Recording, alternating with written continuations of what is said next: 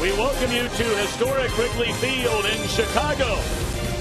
Opening game of a 3-game series between the Reds and the streaking Cubbies.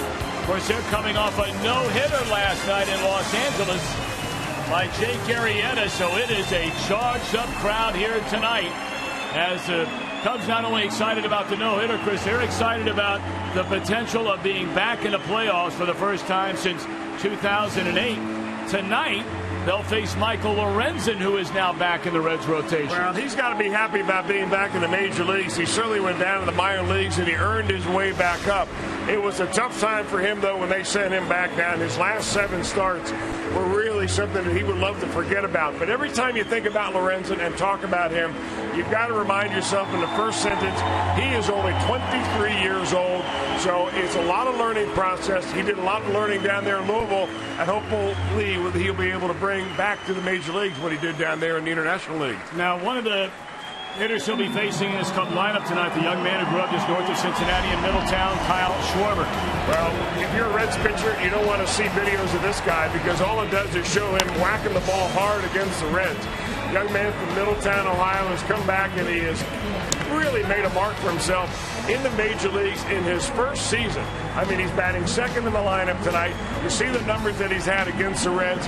He's got a very short path to the ball. He's very powerful. Really hard guy to get the fastball inside on. So we'll see what the Reds, how they decide to pitch Schwarber and a lot of the other power hitters in this Cubs lineup tonight. Well, you hear the crowd behind us. They are recognizing Arrieta after his no-hitter performance last night against the Dodgers. And when we come back, Jim Day is going to start to break down some of the plays in the month of August, this being the final day of August. You're watching Reds baseball on Fox Sports Ohio.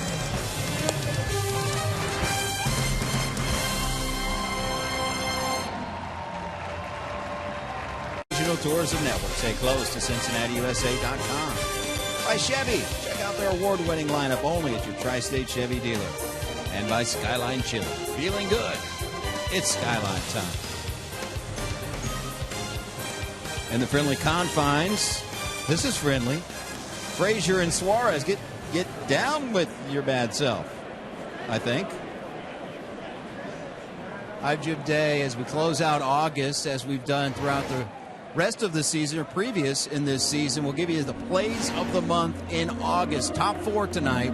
And we'll start with number 4, and it involves one of the aforementioned, Eugenio Suarez. Dodger Stadium. Check out the pick right here. 6-3 double play. Got off to a slow start defensively, did Suarez. But he has been good since and can certainly swing that bat. That is moment number 4 of the month.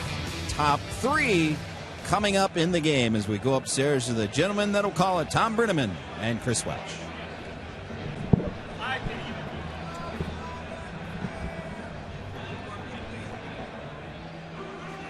It is a warm night here in Chicago. It's gotten a lot more humid, much like we understand it has back in Cincinnati over the last couple of days, especially during the entire weekend.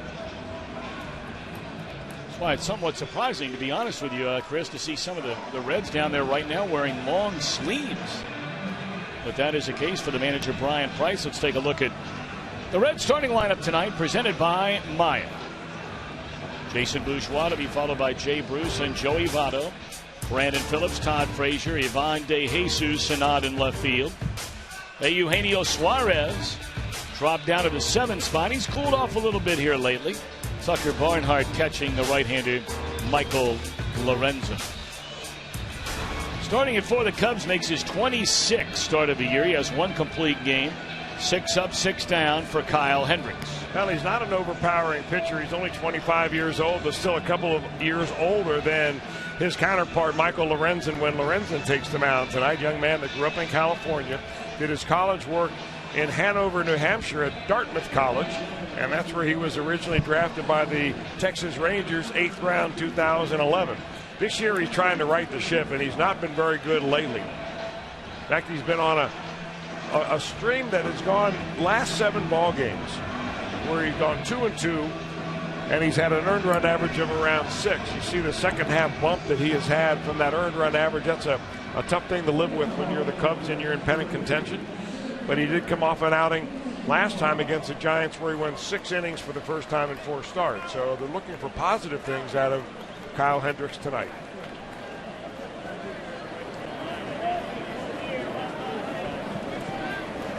It is a beautiful night here in Chicago. Night game tonight, night game tomorrow night, and then a day game to wrap it up on Wednesday afternoon.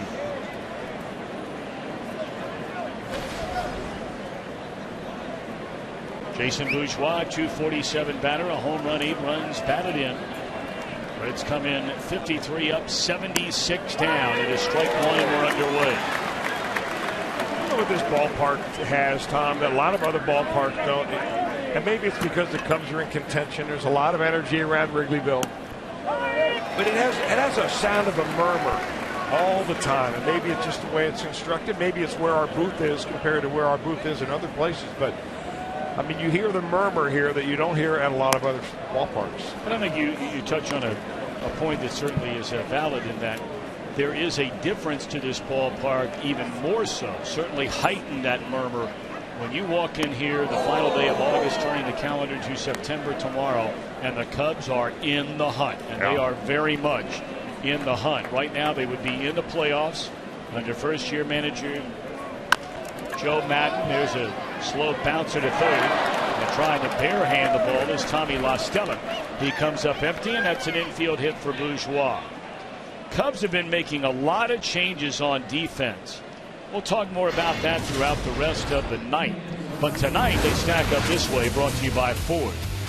They have Coghlan in left, Fowler in center, Chris Bryant moves over to right. La Stella starts at third. Addison Russell is now their regular shortstop. And Starlin Castro has become a part-time player at best. He is a second baseman now, Rizzo at first. And Schwarber behind the plate, although that is now not his regular position any longer. Swung on and fouled out of play. I mean, since we last saw these Cubs, remember they had Miguel Montero on the disabled list, and Schwarber was catching every day. Well, since Montero's come back, Schwarber's playing in the outfield every day. But they have so many different players that can play so many different positions. As that ball gets away from the catcher, Schwarber. Boy, he just threw it right by. Schwarber just didn't look like he got his glove up in time. Well, they play that many positions, I think, because Joe Madden is not afraid to move guys around. And you're going to see plays like this. Although Schwarber is a catcher, I don't know what happened. He must have just got to shield it out on that ball. You know, you look around at the players they have on the field right now, and you just start with the outfield. Forget Fowler. He's been out there every day. Bryant has played left. He's played right. He would be their regular third baseman if they played in the playoffs tomorrow. You look out in left field. Coghlan has played left. He's played right.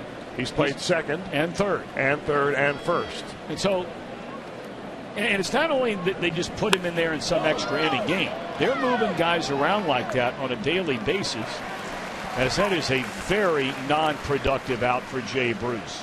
A runner at second base. And a pop-up into left field. Bourgeois doesn't move. Here comes Joey Votto.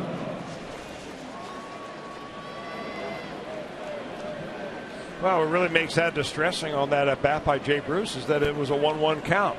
So he really hadn't even taken Hendricks deep into the count before he ended up having to hit the ball to left field and not moving a runner to third base.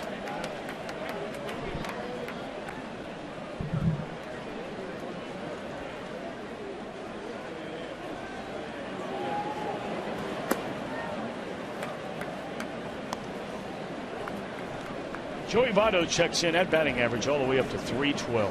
25 home runs, 65 runs batted in. He had 2 more hits, also drew a walk yesterday.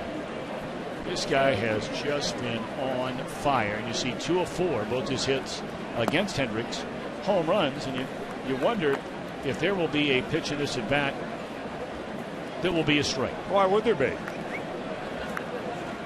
Although the Reds have been pretty good at scoring runs in the first inning. In fact, they're second in the National League in first inning runs. They've scored 82. Only the Colorado Rockies have scored more.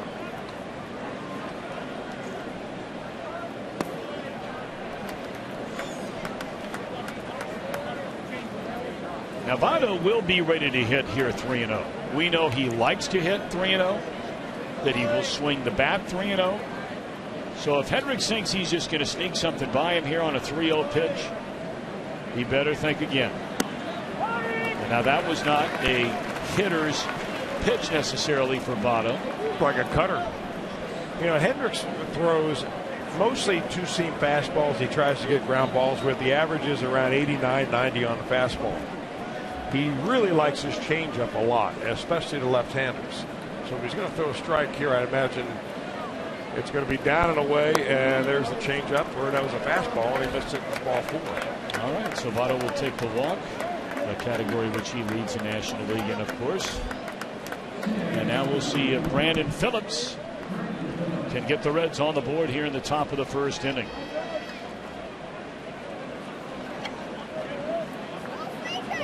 Cubs are 19-8 in the month of August, tied with the New York Mets and the Pittsburgh Pirates for the best record this month in the National League. And they have played 500 or better baseball in every calendar month this season. They've not won 20 games in a month since August of 2008. We keep mentioning 2008 because it's the last time the Cubs were in the postseason.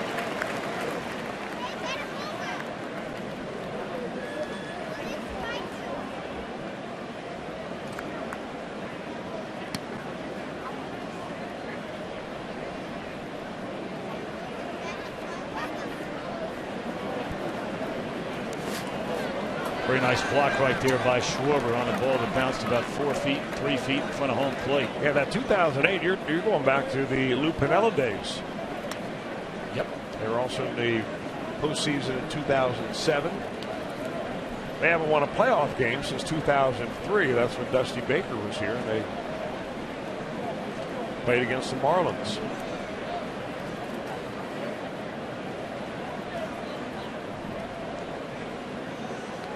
One ball, one strike. The runners take off, and a bouncing ball back up through the middle. Out, out.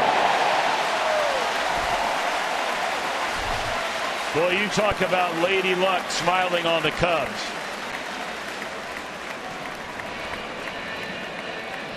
Take a look at this as we go to break. One man left. Reds scoreless. Cubs coming up. Let's take a look at Joe Maddon's starting lineup. It reads as follows. Dexter Fowler, Kyle Schwarber, Chris Coghlan has started. Anthony Rizzo, Chris Bryant, Tommy La Stella, the middle third. Starlin Castro, the pitcher, bats eighth. And batting ninth, the shortstop, Addison Russell. Welcome back to the major leagues.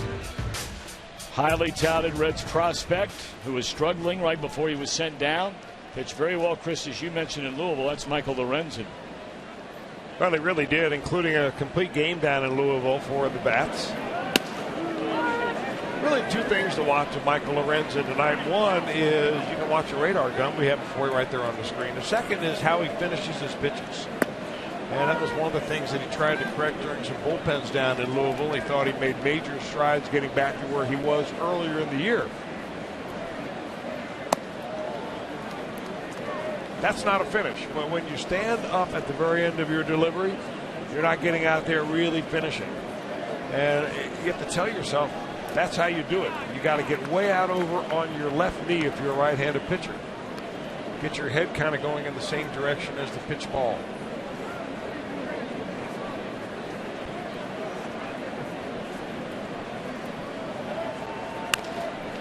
Bouncing ball. How about that? Just a little dribbler down the line, and that's a stand-up double for Fowler.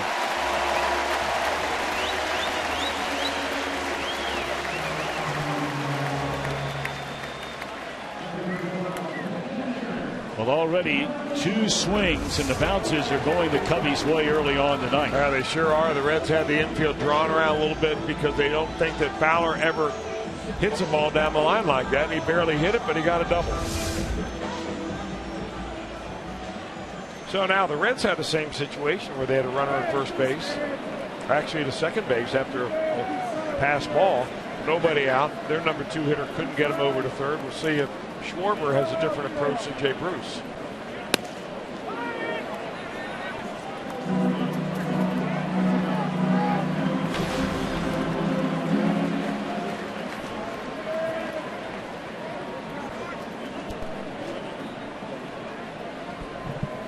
Schwarber a swing and a miss. Well, good looking change up there from Lorenzen. Powered a fastball in first, got Schwarber's clock sped up a little bit, and then you take something off. When Schwarber first came up, I mean, he was not going to cover off the ball. Recently, he's falling into, his first slump. Same thing Bruce did. Yeah. Fly ball to left field. And now he's hitless in his last 11 at-bats as Kyle Schwarber, one away in the inning. The Reds on defense, presented by Boyd. De Jesus, Bourgeois, Bruce, left, center, and right. Votto and Frazier, the corner infielders. Phillips and Suarez up the middle. Lorenzen back in the big leagues for the first time since August the 11th. That was a start. He lasted an inning and a third in San Diego. Gave up 7 hits, 7 earned runs, and that was it. On the heels of games where he allowed 4 to these Cubs, 8 against Colorado in 2 1/3 innings, 5 in 5 innings against the Pirates. But he didn't hang his head. He didn't sulk. That's not Lorenzen's M.O. Got together with Ted Power down there in Louisville. That's AAA pitching coach. And they went to work.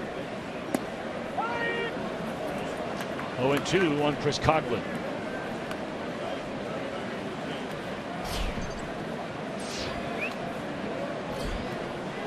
Fowler has 17 stolen bases and thrown out 7 times.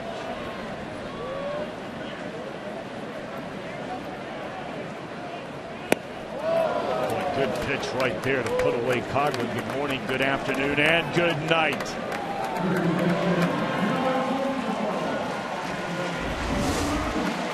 Well, he got ahead of him and then dropped that little slider on him, and it's got nice depth tonight. Got a high arm angle to this Michael Lorenzen, and when he stays on top of that ball, you can drive that baby straight down.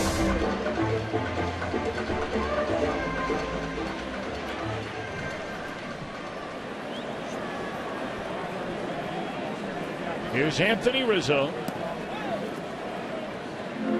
He takes a fastball away for ball 1. Rizzo hit a 441-foot home run off Clayton Kershaw on Friday night. And there's something about Rizzo when he scores runs, running parallel to the Cubs winning games. They are a whopping 41-14, their record, when Rizzo just scores a run in a game. Those are real good numbers right there with runners in scoring position.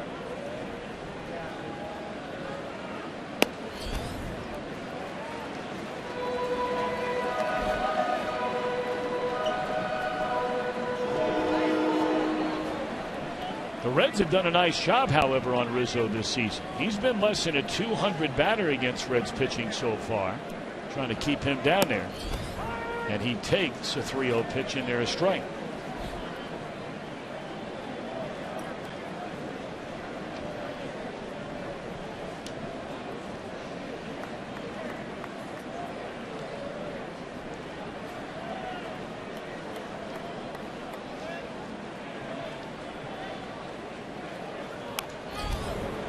Challenged with a fastball at 95 on a 3-1 pitch and fouled back out of play.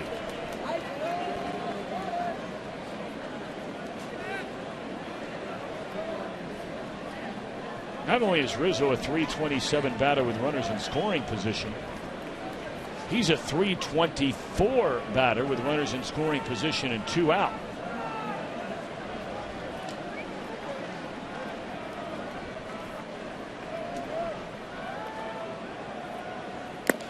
Going swinging. How about that? Gas on 3-2. 96. Welcome back, Mr. Lorenzen. Redstoberfest will be celebrating German Heritage Day in Cincinnati. First 20,000 fans receive a Reds Stein thanks to Hollywood Casino. So come on down to the ballpark, and don't forget that is a rare 1:10 Saturday game. So you pull off the double duty day. Little Reds baseball at 1:10 and swing by the refurbished reopening of University of Cincinnati's Nippert Stadium. I can't wait to see that place. I hear it is just the pictures tremendous. Are incredible. It's already a great venue, but it needed some work. And the pictures online are just spectacular. And of course, they're picked to win their conference this year, and they think they're going to be very, very good.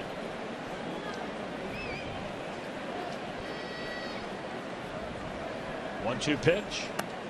Fastball taken high. No score. We're in the top of the second inning in game 1 of 3. The Reds are going to miss the top 2 pitchers in this Cubs rotation. Arrieta coming off the no-hitter last night at Dodger Stadium. And they will miss John Lester in this series. They get Dan Herron solid tomorrow night. Jason Hamels had a nice year. Good ERA anyway.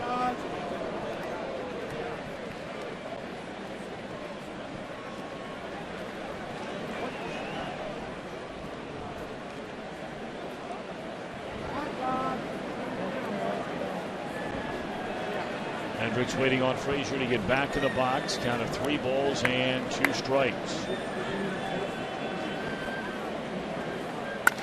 This ball is in the air. Deep center field, but Fowler will have room. There's basically no wind tonight. None at all. It's a humid night. The ball will not be helped, nor will it be knocked down. You got to earn it. This is really the first time we've come here where it might have a tendency to be a little bit of a hitter's weather. Most every time the Reds have come into town here, the wind has blown in more than it has blown out, and certainly on those cold nights early in the year, very hard to get balls out of here except down the lines. Of course, when you hit a fly ball off of Kyle Hendricks, it means he didn't do his job. He likes to live down around the knees. Gets lots of ground balls. Ivan De Jesus Jr., 263 batter, 4 home runs, 17 batted in.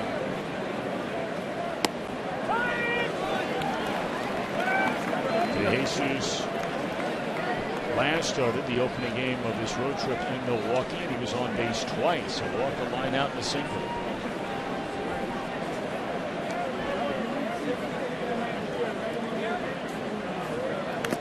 Very important series for the Washington Nationals begins tonight. They scored a run in the first inning in St. Louis.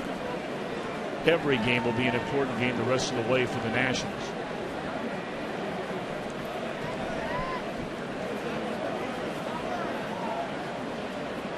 Giants and Dodgers start a big series later tonight at Dodger Stadium. Breaking ball down and away.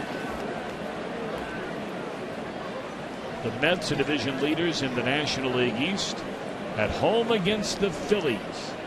And that's a scoreless game in the bottom of the 5th in the Eastern time zone. On swinging De Jesus. First strikeout for Hendricks, 2 away.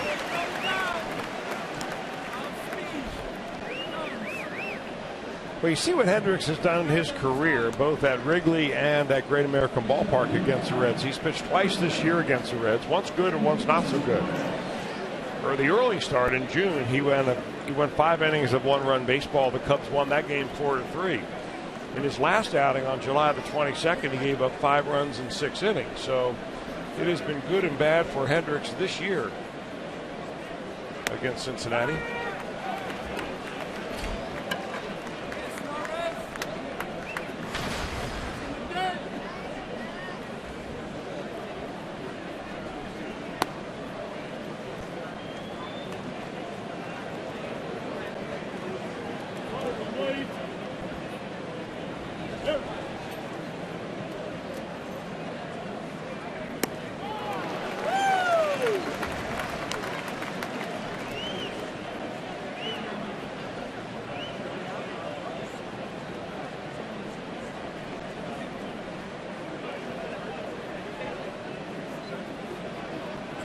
1-2 the count on Suarez, and he barely gets a piece of it to hang around. You know, when Hendricks is on his game, the way that I guess to describe him is that he can give you a comfortable 0 for 3 or 0 for 4.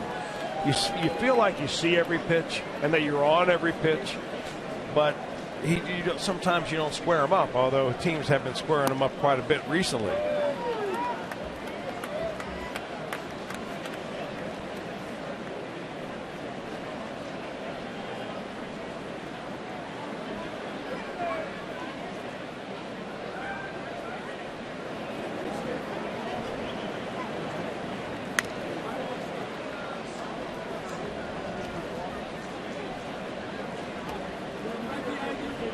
For those of you perhaps just watching a game for the first time this year here from Wrigley Field, maybe you missed the first couple of series the Reds were in this year. They were doing construction on this ballpark.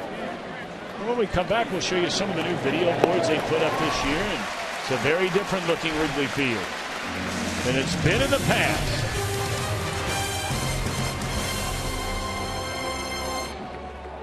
And look at this, Chris, already surpassing a single season record, and we have longer than a month, 33 games left, including tonight, and of course a rookie is starting tonight. And it's hard to imagine there won't be a rookie starting every game for the remainder of this season. Well, the one thing that you can pretty much count on is it will not be that record will not be broken next year by the Reds. No, that's for sure. They will lead the world in sophomore starts. Chris Bryant to lead things off. Scoreless game. We're in the second inning. A very impressive first inning for Lorenzen. Frazier scoops it up nicely. In time to get Bryant. Bryant, for a big man, runs well. Once he gets it going, he really does. Boy, Todd Frazier is just solid at third base. I mean, we saw him make a tremendous play in Milwaukee yesterday. I mean, just how he's able to funnel that ball up after he catches it backhanded and throws it right on the money.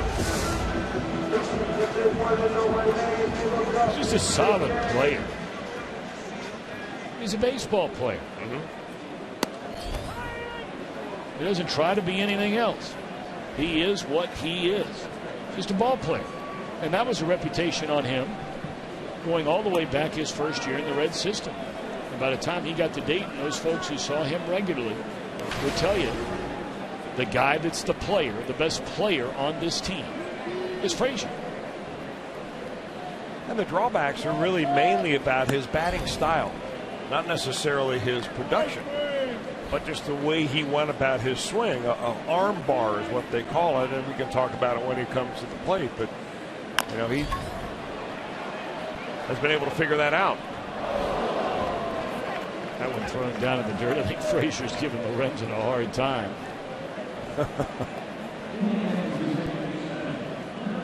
When you talk about an athlete now, that would define Michael Lorenzen. Yeah.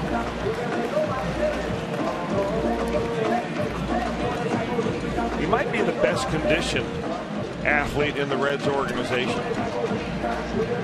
See, you know, if you're Joey Votto at their first base, nice play by Votto, you have to be ready all the time for a bad throw. If you think every throw's coming to your chest, you may not make that play when they finally throw it in the dirt. Joey dancing a little bit to that Getting song. up to the little walk-up music. Yeah. By Starlin Castro. I didn't recognize the song. Maybe Jim Day could ask Joey if he maybe has that on his iPod. Well, I have no doubt Jim Day will do just that right after the old ball game. Heck, maybe in between innings. Fastball up and in.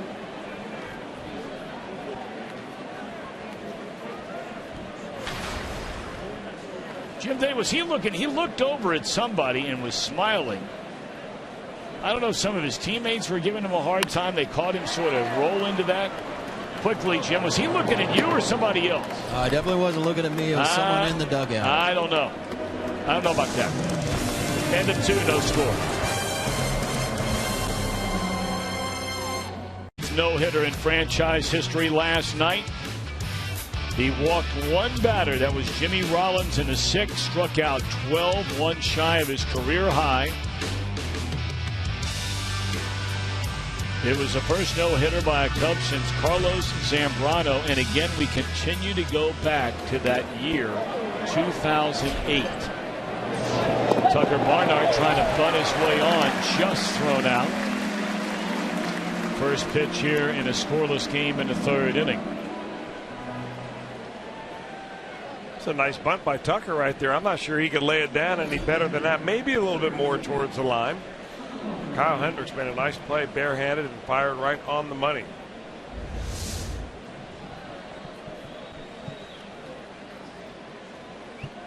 Well, that's textbook there.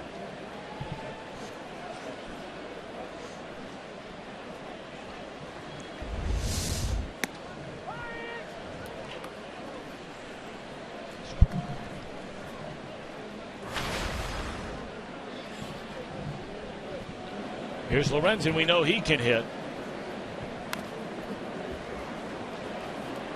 Big swing and a foul ball out of play. No balls and 2 strikes on Michael Lorenzen.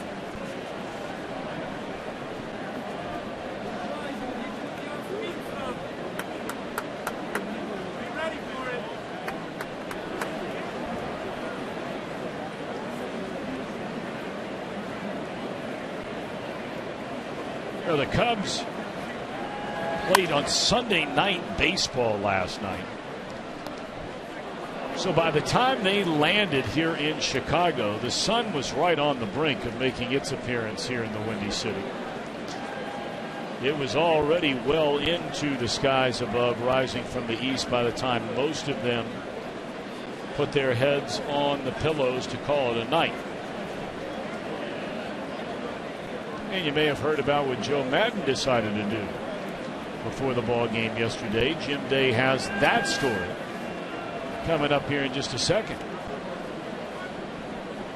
1 ball and 2 strikes on Michael Lorenzen.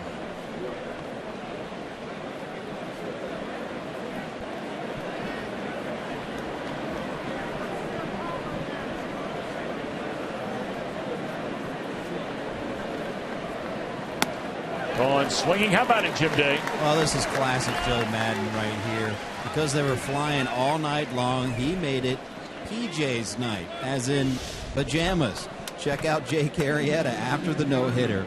And the rule here was that there had to be 1-piece pajamas. So there's a group shot, as you can see right there. Some Superman, Batman in there. And that's the way Joe Madden likes to keep it loose with his team. I know a lot of people dislike the Cubs back in Reds country, understandably so, but how can you not like Joe Madden and the way he goes about his business?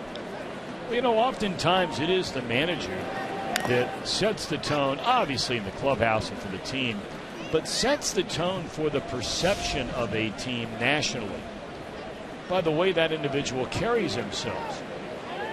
And the Cubs have been a disliked team by a lot of people for a long, long time, for whatever reason. You know, maybe you don't like the way their fans come into your particular home ballpark and cheer and make a lot of noise. There are a lot of reasons why, and it's not to suggest that guys they've had in the manager's job people didn't like.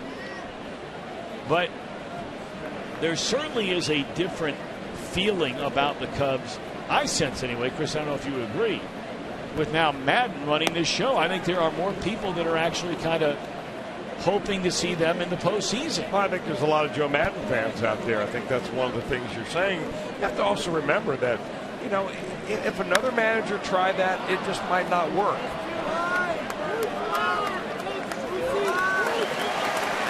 A 1-2-3 inning. 11 pitches by Hendricks. We're scoreless after 2.5. Campaign in Dodger Stadium. Pretty double play. The big fella laying out and having the wherewithal to get up and complete the double play. And let's go all Pena here. Another moment. Los Rojos jerseys. Little dance step. Dipsy-doo and getting in there safe. And in classic Pena fashion. Celebrating it. Moment number 3. Top 2 coming up. It's great stuff, Jim Day. Thank you. Couple more days to hang out with Jim Day on this road trip. It's always a lot of fun. No, him and a Cowboy, they go out and get big league dinners together, you know, Chris, on those nights where we rarely have a chance in cities to get out to dinner. Well, you can get big league dinners in this town. Yes. And I'm sure the Cowboy knows a few places. And his main running mate is, of course, Jim Day. The tapper down to third, one away in the inning. Well, right now you can tweet your strongest fan photo. Use hashtag #OhioDataStrongFan. It's brought to you by T-Mobile. We'll be showing one of those a little bit later on tonight. You know, I would imagine a guy like Jim Day, when we get a night in a city to go out to dinner, which really is quite rare. I mean, between Brandon, Joey, Cowboy, and Chris, you know, when you and I ask him, he kind of looks down his nose at you and me. Yeah. You know? I've noticed that. Yeah. I do not hang with the players, despite what you may think. I have a very professional relationship at work, but it is a policy, do not hang with the players. And I beg your pardon. I beg your pardon. But I'd like to hang out with you, Tom. Well, you know, we were trying to get a hold of you last night, and then mysteriously, both you and the Cowboy, Chris and I, were trying to run you down. Yeah. Did you ever hear back I never heard back. I didn't either. I'm still looking. Maybe my text didn't go through. Yeah, I think it's for that in my mind. 3 that were sent. Upset that you even had my number. I didn't know it was in your phone list. 2-2 the count on Addison Russell. Hey, this is another move that. Does Joe Madden have the quote-unquote juice to make a move like this? Obviously he does. It's one thing to have the power to do it. It's another thing to do it. Starlin Castro has been a fixture in this Cubs organization since the day he came up. And to all of a sudden come to the conclusion, watching almost 3/4 of this year, you got to sit the guy down and say, look, you're not an everyday player on this team anymore. Russell's moving into short. We'll start you from time to time as a second baseman. We need a fill-in shortstop, that's fine. And there are many that believe, Chris, if Baez comes up here tomorrow, who's on fire right now, remember, he's a big prospect along with Soler this time a year ago. He's not going to cover off the ball in the minor leagues. There are many that believe there's a legitimate chance Baez becomes their regular second baseman the rest of this season. And then if they're in the postseason, Castro might not even be on the roster. That's hard to believe. Well, they'd have to activate Baez tonight, right? Don't you have to do that before September 1st? I think there's some. You could maneuver manipulate the roster with some disabled lists, yes, names going back and forth, and they did put a couple on. That one hit down the left field line into the basket. Opposite field, home run by Fowler. Boy, everything that could go the Cubs' way tonight is going the Cubs' way tonight.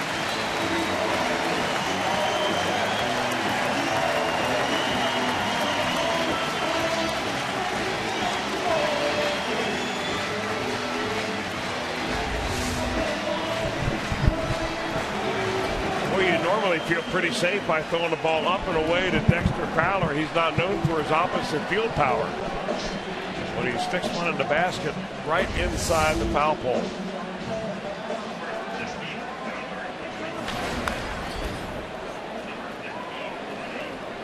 Well, we say the ball is bouncing the Cubbies' way tonight. If you weren't with us in the first inning, the Reds had first and second, one out. They started the runners. The second baseman came over to cover the bag, and the ball was hit right to him. Fielded the ball through the first double play. Bottom of the first inning, Fowler just taps one right up the third base line, a double. And now a ball right down the line, drops into the basket. Pajama power. Yes.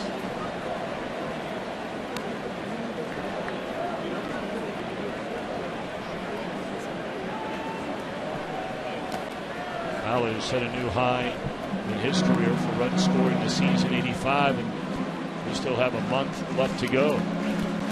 Over a month worth of games as we play actually into the start of October this year.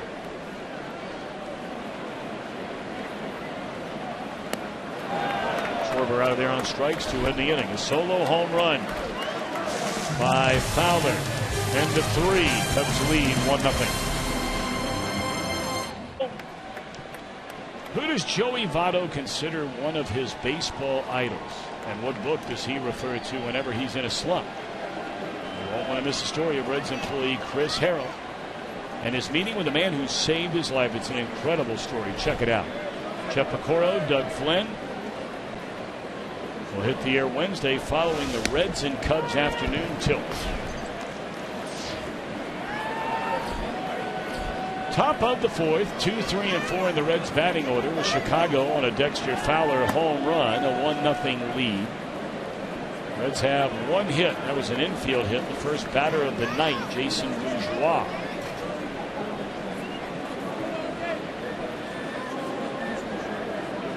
Reds did not execute some fundamental baseball back in that first inning. As first taps out to the mound, 1 away.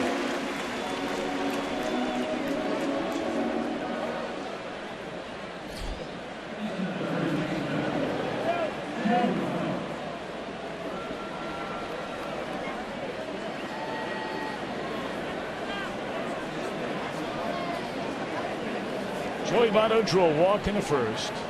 That was with a runner at second and first base open. And then Phillips bounced into that weird double play to end the inning when the runners were both moving.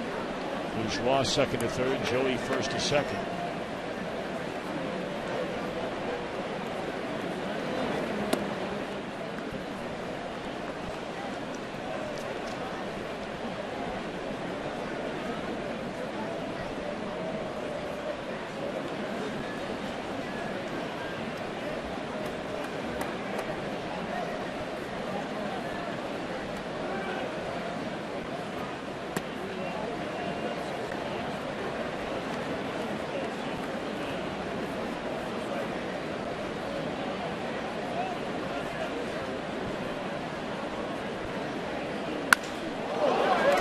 Pitch, that's what we were talking about the last time he had 3-0. You put it in there, he's going to let it rip. And that ball was ripped. Guy can hit, man. He can hit. I mean, his powers of concentration are really something else. That is his 3rd hit in 4 at-bats on a 3-0 count this year. Todd Frazier's the other Red that really likes to hit and let it loose on a 3-0 count. He's had very good results. You know, if you're a pitcher, it's the same as a walk. Although pitchers don't like to get squared up like that.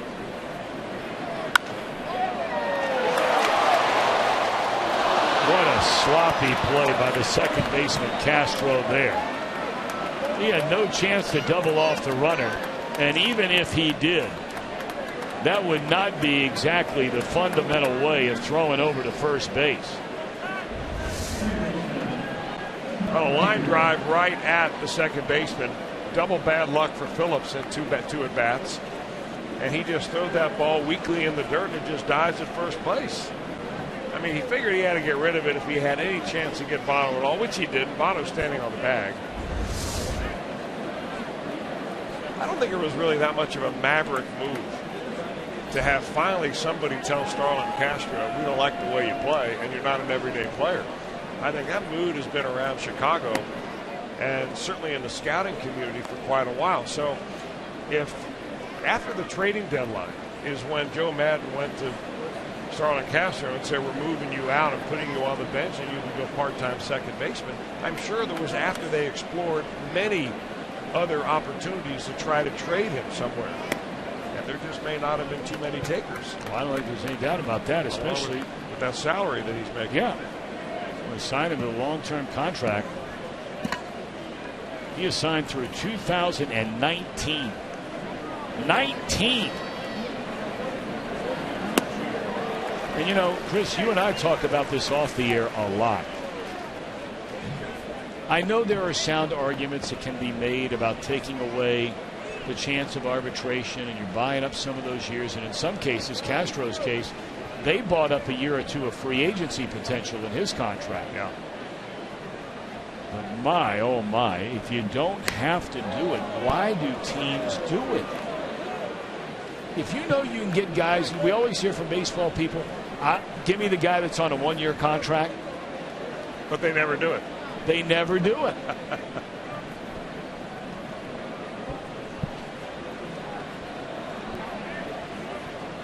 And, you know, there's a lot of talk in that regard about Todd Frazier, as there's ball 4. 2 on, 2 out in the inning. And we're not going to sit up here and debate the merits of whether or not you give Todd Frazier a long-term deal. That's up to Walt Jocketty and Bob Castellini and a lot of other people above our pay scale. But if you don't have to do it, should you do it? And so that's something the Reds are going to have to try and figure out.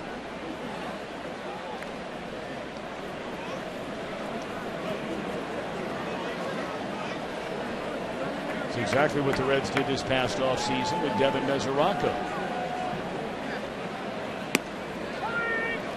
And that was a trend that, I'm not going to say the Cleveland Indians organization started it, but they had so many outstanding young players back in the mid-1990s when John Hart was their general manager, that they gave a lot of young players those 3-4-year contracts, and they were one of the, if not the, trendsetter as far as doing that with multiple players that they had on their major league team. And a lot of those deals worked out for them. So every other manager or general manager and owner that wants to ink a player to a long-term deal is thinking, well, we're going to be the smart ones. You know, we're going to sign the guy or the guys who we really feel are can't miss. And, you know, when the Cubs signed Starlin Castro, I'm sure that that's what they thought. Sure. Because this young man, I mean, his first couple of years in the big leagues were very good. Had over 200 hits each of his first 2 years. 300 his first year, 307 his second year. Played 162 games. Was an all-star in his second and third season.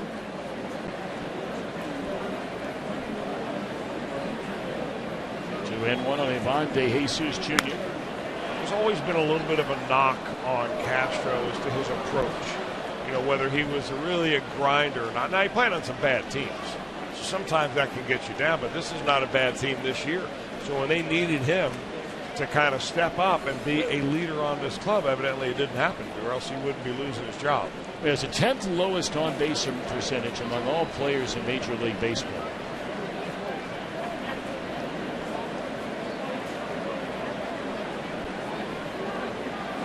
See if De Jesus can get the Reds on the board. 2 on, 2 out, 2 balls, 2 strikes. And he will. Base hit into center field will score Votto. So that error really does come back to hurt the Cubs. Now, there was a walk in there. You can say, well, he'd have gotten a second anyway. Well, they might have pitched Todd Frazier a little bit differently with a runner at first rather than a runner at second. Really good 2-strike hitting right here by Ivan De Jesus. I mean, he's got me thinking, hey, I like this playing time I'm getting. You want me to play left field? I'll do that. And as long as he gives you at bats like he has given the Reds right there, he'll probably continue to get penciled in there. So De Jesus, his 18th run batted in limited playing time until lately. And now let's see if Eugenio Suarez can find that groove that he was in just to build up until about the last 10 days.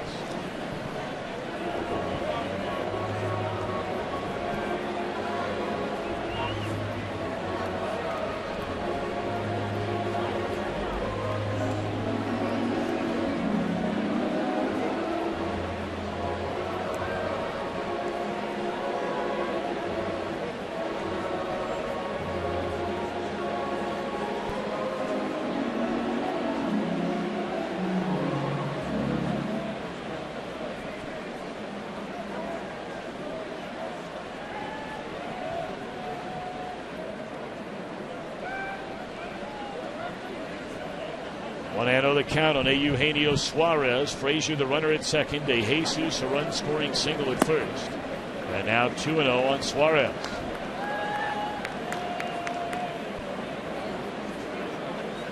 And Suarez has been struggling. He's in a good hitter's count right here. Let's see if he can put a good swing on a 2-0 pitch. Figures to get a strike from Hendricks.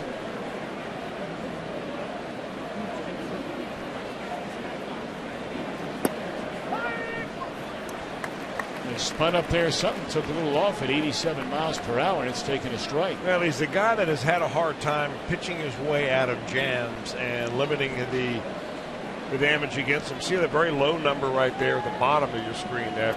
Batting average with runners in scoring position and 2 outs. He'll get out of this jam without any further damage. Yep, Reds get a run to tie the game. 1-1 after 3.5 from Wrigley Field.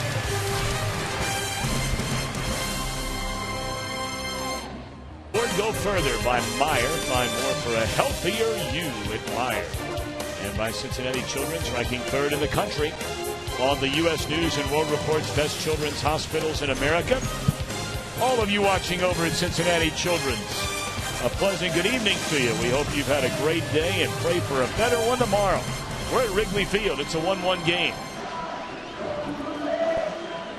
Michael Lorenzen, your thoughts so far through the front 3? So far, so good. The velocity test for Lorenzen is just about right on schedule with him. He's throwing the ball very hard tonight, way harder than he did actually in his last start up here in the major leagues, and even when he was throwing down there in Louisville.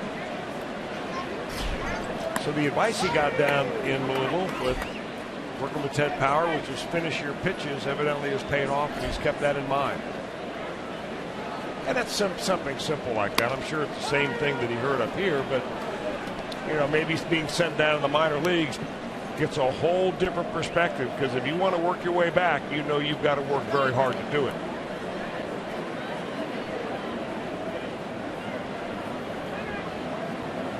It's a wake-up call. But you can't keep running a kid out there giving up 7 runs every 2 innings. And that's why the minor leagues are there.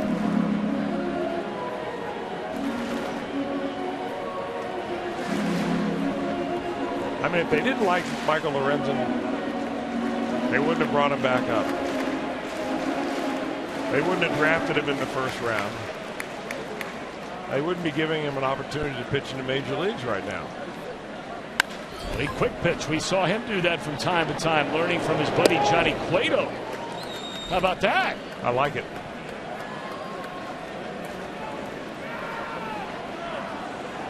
Here's the quick pitch you're talking about, Tom. He normally has a big high leg kick, very deliberate delivery. Here he just kind of rocks, steps, and throws.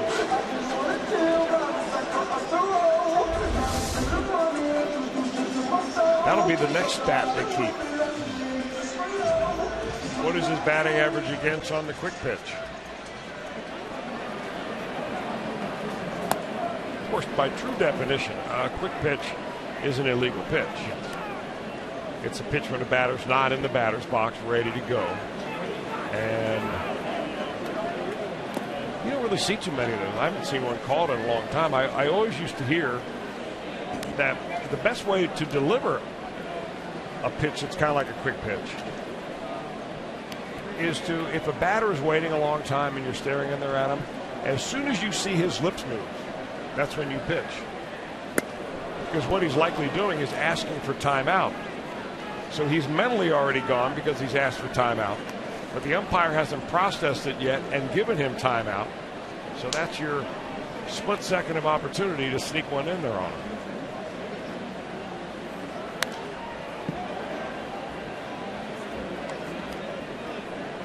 When you threw slow, when your fastball was the range mine was in, you had to try every trick available. Why not? Why not?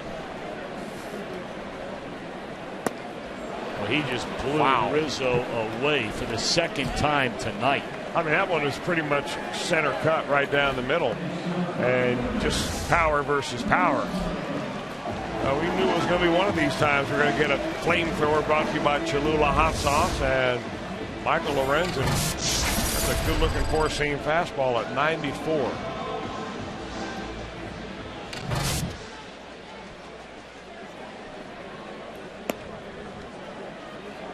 So now Bryant hit a ground ball to the backhand side of Todd Frazier. Made a nice pickup and threw completely across the diamond. Bag to bag virtually. Just in time to get Bryant, who laces one into center field for a 2-out single. It's the third Cubs hit tonight. Second time that Chris Bryant's hit the ball hard.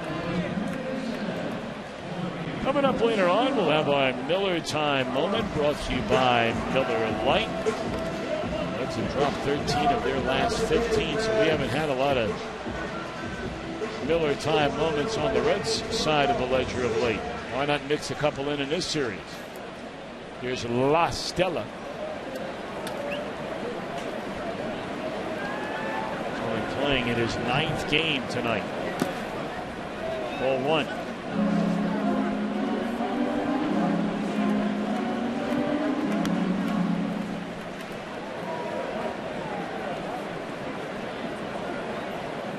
He was a member of the Cubs opening day roster, but went on the disabled list 2 weeks into the season with a right oblique strain. Activated from the DL, option to Iowa in August. Initially broke in to the major leagues a season ago as an Atlanta Brave. 2-1.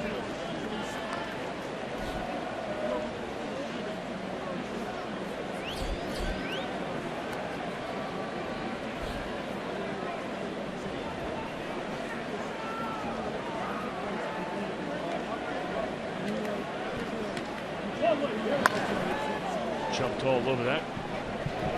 Fastball from Lorenzen, but hooks it foul. 2-2. Showed pretty good bat speed right there. La Stella did, but if you look in his minor league numbers, he's never really been much of a power hitter.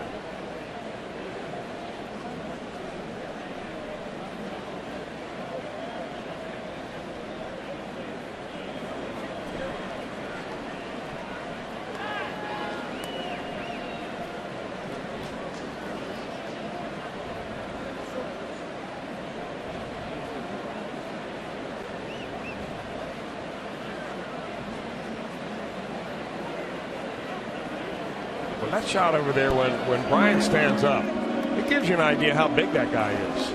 I mean, look at it. I mean, Joey Votto's a big guy. Bryant looks like Dave Kingman. The ball stung, but right at Bourgeois to end the inning. We played 4 where the Cubs and the Reds in game 1 of 3 are tied at 1. Haven't been a lot of times to celebrate Reds offense this season, but there certainly was on August 24th where the Reds against the Tigers, man, did they have themselves a 6th inning. They scored 10 runs in that inning. It was an unbelievable offensive display. Suarez had 3 RBIs in the inning. Brandon Phillips had 4 runs driven in the inning, including that triple right there. Moment number 2 of the month, and boy, to see some runs put on the board here tonight. 1 run, 3 hits for each team so far. Tucker Barnhart, for the 2nd time tonight, is leading off an inning. He tried to bunt his way on, you may recall. His first time up, it was a really nice bunt. But the pitcher made a good play and got him by less than half a step. His foot was in the air getting ready to hit the bag when the ball hit Rizzo's mitt.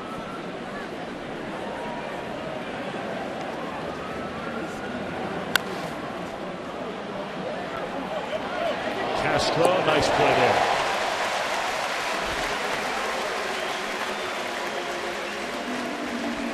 Well, he's always had the ability to make the really superlative play, and he makes a real nice one here. It ticks the glove of the pitcher.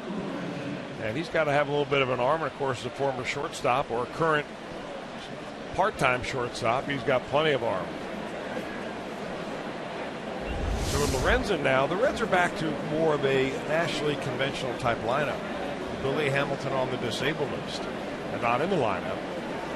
You know, the pitchers were batting in the 8th spot when Hamilton was playing because they tried to get Billy Hamilton on base in front of the rest of when the lineup turned over.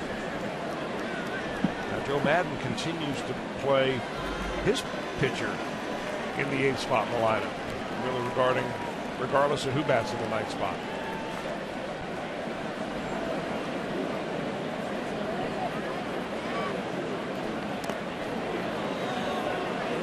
They got him, but where to get him?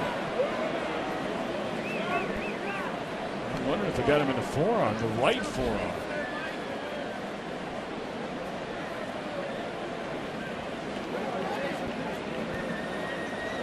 Let's take a look. Oh, right fingers. Right hand, yeah.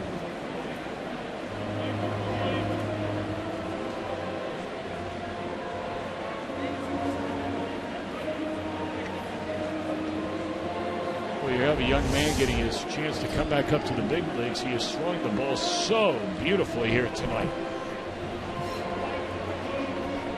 And he's going to stay in there. Whatever he said, it brings a big chuckle to Billy Hatcher. That's one of the great smiles in all of humanity. Man, when that guy smiles, he lights up an entire room, doesn't he? And he smiles a lot. Yeah, he does. He's a good baseball man. I tell you, he really knows this game inside and out and has a lot to offer for those who listen.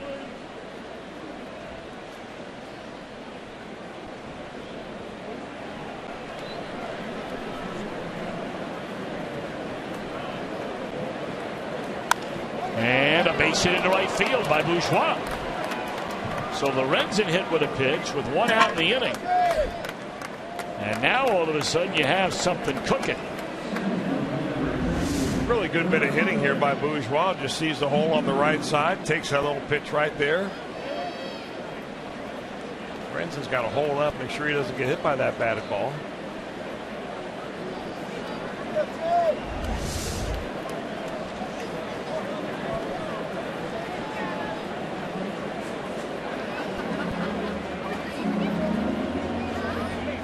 Bosio is the pitching coach for the Chicago Cubs. He'll come out and visit. Just come sprinting out of the dugout to get out there to talk to his guy. Well, it gives us a chance to ask the question, are you playing fantasy baseball? You're asking me that question? I am. No, I'm not. What about those of you at home? I bet a lot of you are. MLB.TV serves up real-time highlights. And you can track info on your out-of-market fantasy players live or on demand at MLB.TV today. 2 on. Second hit in 3 at-bats for Jason Bourgeois. And here comes Jay Bruce, who's 0 for 2 at-bats. A fly ball to left and a tapper to the mound.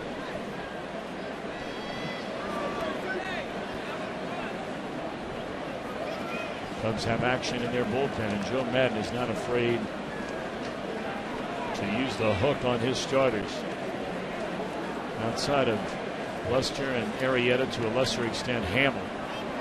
And now he has a guy that gobbles up more innings than he was getting out of the other slot in that rotation with the acquisition of Dan Herron. Well, the other part of it is that if you really start looking at the numbers of Kyle Hendricks, he really begins to have problems on the 3rd time through the order. So they're getting somebody ready just in case.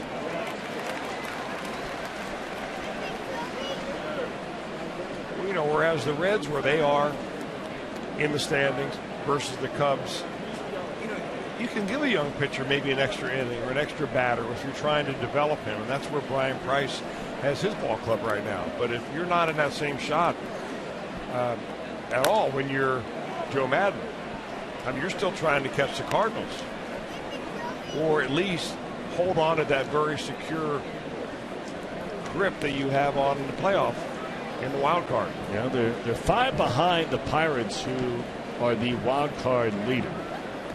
Cubs then have the next best record, and after winning last night, coupled with a Giants loss, their lead is 5.5.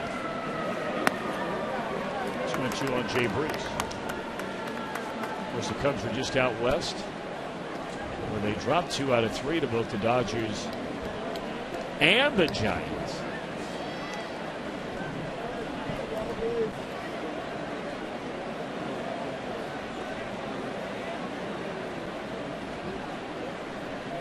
Two on, 2 out. 2 on, 1 out, I beg your pardon. 2-2 pitch and Bruce gone straight.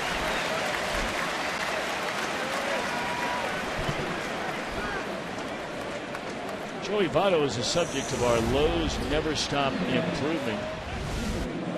Power and patience. So far this year, the second best of his career, a home run every 17 at bats. Of course, at bats are few and far between for Votto because of his walk ratio. A career best, he is walking every 5 plate appearances one time.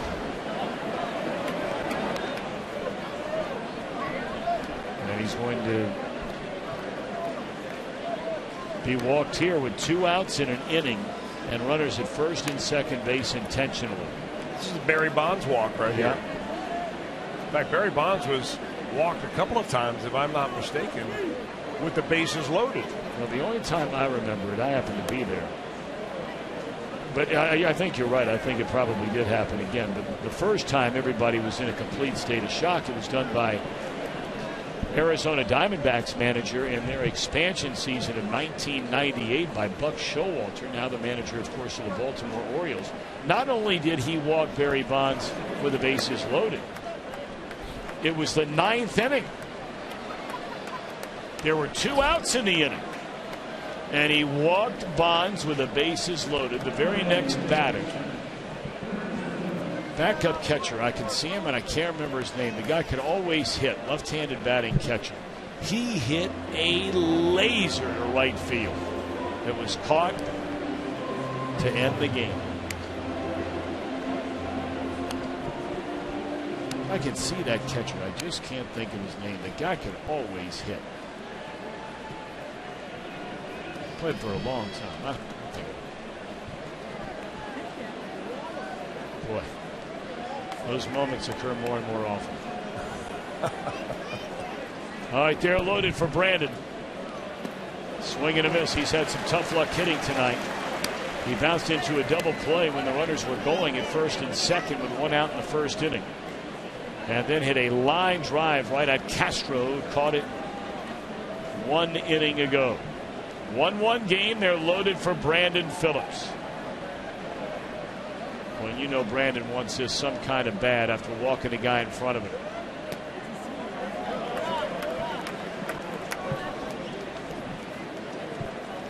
If you're wondering, batting with the bases loaded this season, how's Brandon looking? 3 for 6, 500 batting average.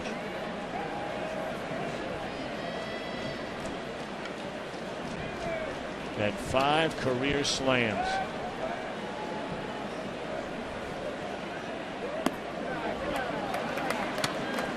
That's clearly the pitch Hendricks wants you to chase. Brandon did on the first pitch in the at-bat. And now he's taken 2 of them in a row.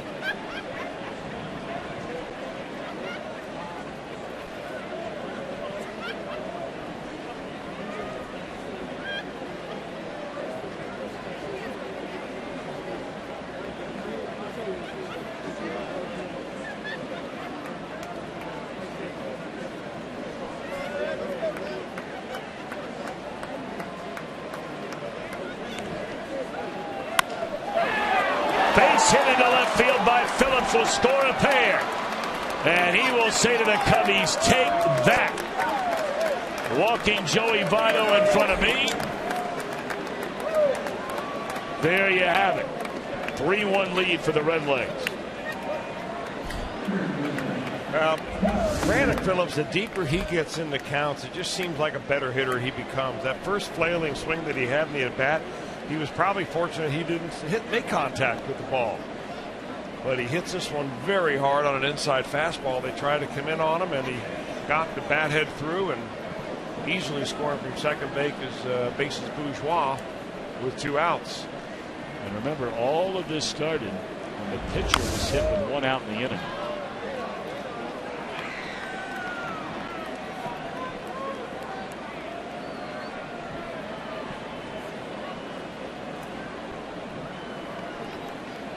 We talked about Joe Madden pulling starters in 17 of the Cubs' last 19 games.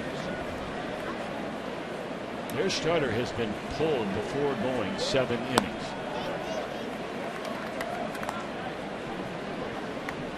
And he'll give Lester a little rope. Arrieta has earned all the rope that you can want. But everybody else might want to have an eye on that bullpen. Breaking ball swung on and missed, 1-2.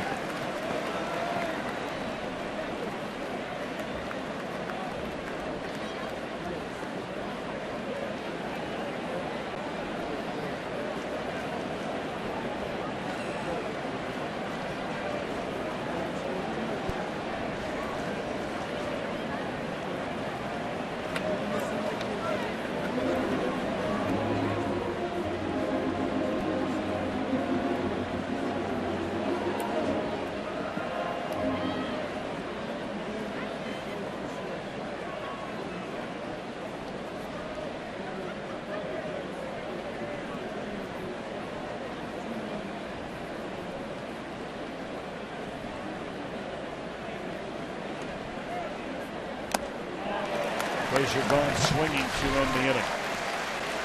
But the Reds get a bases loaded, 2-out, 2-run single by Brandon, and their lead is 2. And the accounts and descriptions of this game may not be disseminated without the express written consent of the Cincinnati Reds. As you know, Sundays are family days at Great American Ballpark, and thanks to Klosterman Bakery, Cincinnati's very own, you can take advantage of 2 exclusive family ticket offers for every Sunday Reds home game. Don't miss out on the kids giveaways, games, so much more. 381-REDS. Michael Lorenzen given his first lead of the night. Now let's keep an eye on him. Remember, he was hit on the right hand. It appeared to be on the fingers of his right hand. In the just completed top half of the 5th inning. See if there is any hint of lost command. 1-0 pitches shot up the left field line. This will be a double for Starlin Castro.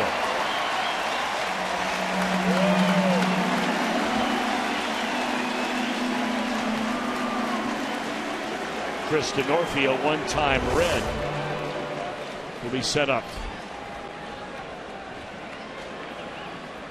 You know, Castro's got the kind of swing right now that he's bailing and wailing, and that front foot of his is pretty much going right into the bucket. So when you throw him an inside fastball, you were throwing it where he just left. That's the old pitching motto, and that is a no-no spot for Castro right now.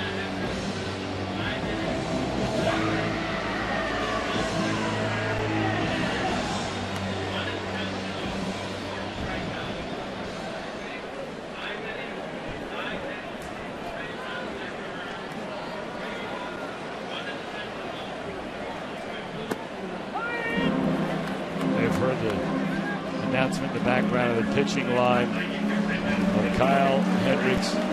Bob Rosenberg, the long-time official scorer, both here at Wrigley Field and on the south side of Chicago. He has that hardcore south side Chicago accent.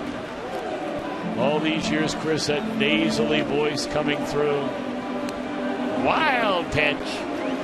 Wild pitch. Yeah, he doubles up on that. Of course, a lot of people don't know that it's very rare to have the Cubs and the White Sox in town at the same time. Yes. Every now and again, you might get a 2 or 3 game overlook. There's Rosie. I used to call him Santa Claus here because he gave out gifts to all the Cubs hitters in his scoring decisions.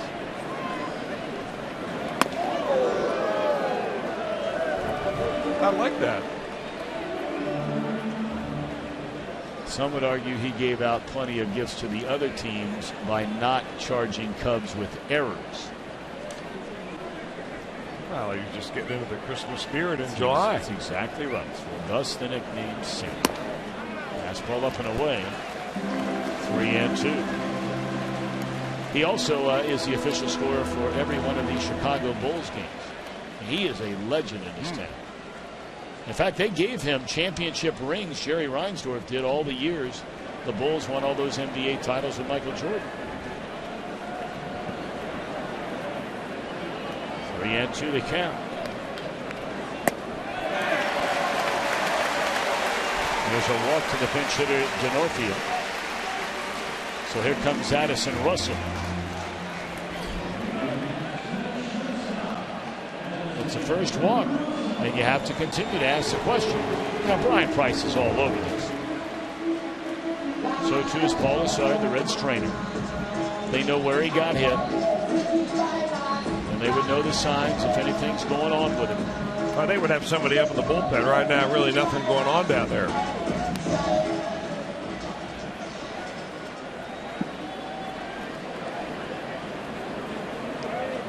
Not quite sure if Addison Russell's going to be asked to bunt. He shows no sign of it on the first pitch. If you're in the pennant race, you've got maybe double barrel action in the bullpen. At least somebody up. If you're not and you have a young pitcher on the mound, Lorenzen, 23 years old, you want him to have an opportunity to work out of a jam like this.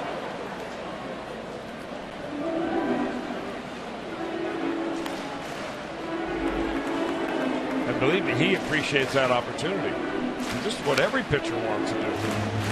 You get in trouble, I want to be the guy to get myself out of it.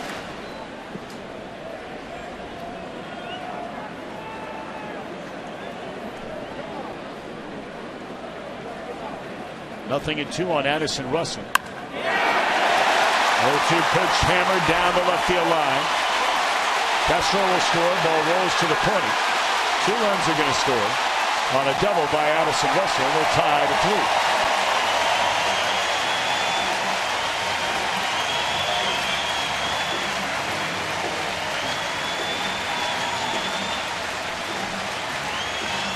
Well, ahead in the count, and I guess he was trying to expand the zone with a curveball. You see where Tucker Barnhart wanted that. He was patting the ground with his glove, saying, come on, give it to me way down here, instead of hanging it down the middle.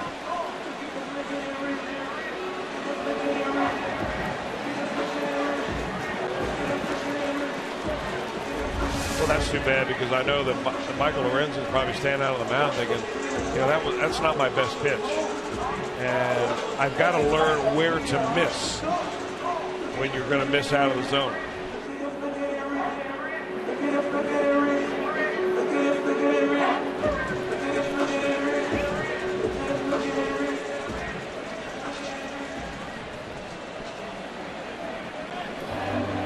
IGS bringing the energy, most home runs in the month of August. The Cubs have been flexing their muscles along with those New York Mets. Mets just finished off Philadelphia, by the way, 3-1 the final. Cubs have a home run of the game tonight by the man who bats right now. You know, you look at this inning. Lorenzen was ahead of Denorfia at 1 ball and 2 strikes. That ball is killed, but Bourgeois will track it down. First out of the inning. But he walked Denorfia after being ahead 1-2. Serves up the 2-run double to Russell after getting ahead 0-2. Third time through the batting order now for Michael Lorenzen. I'm a little surprised that Russell didn't go back and tag up on that ball. Maybe he thought that it had a chance to fall in, that Bourgeois would not be able to run it down. But normally when a ball is hit like that, you're on base thinking about whether to tag up. If it looks like the fielder's going to catch it, you go back and tag up. If it looks like it's going to fall in, you go, and he just misread the way Bourgeois was going to be able to really go back there and catch that ball without a problem at all. Just a bad read.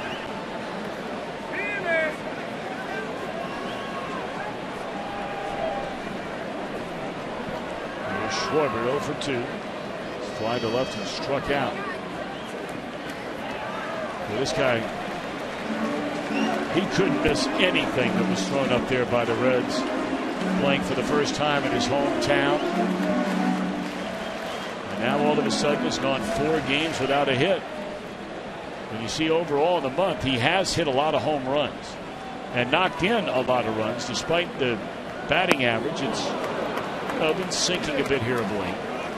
But I mean, heck, you get a rookie hit you 9 bombs, drives in 24, scores 23 in a month. You'll take that. All day, every day.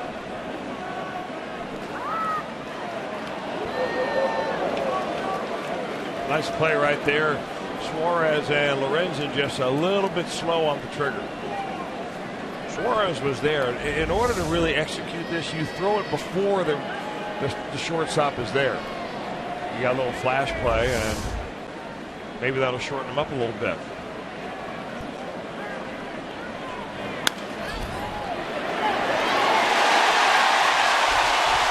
Schwarber will give the Cubs the lead with a bouncing ball single to center field. So 25 runs batted in this month for Schwarber.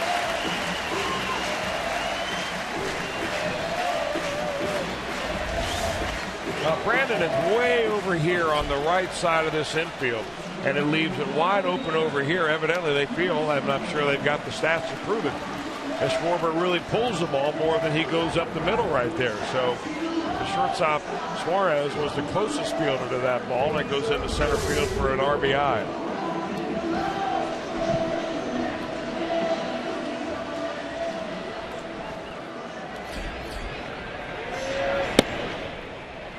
Ryan Matthews.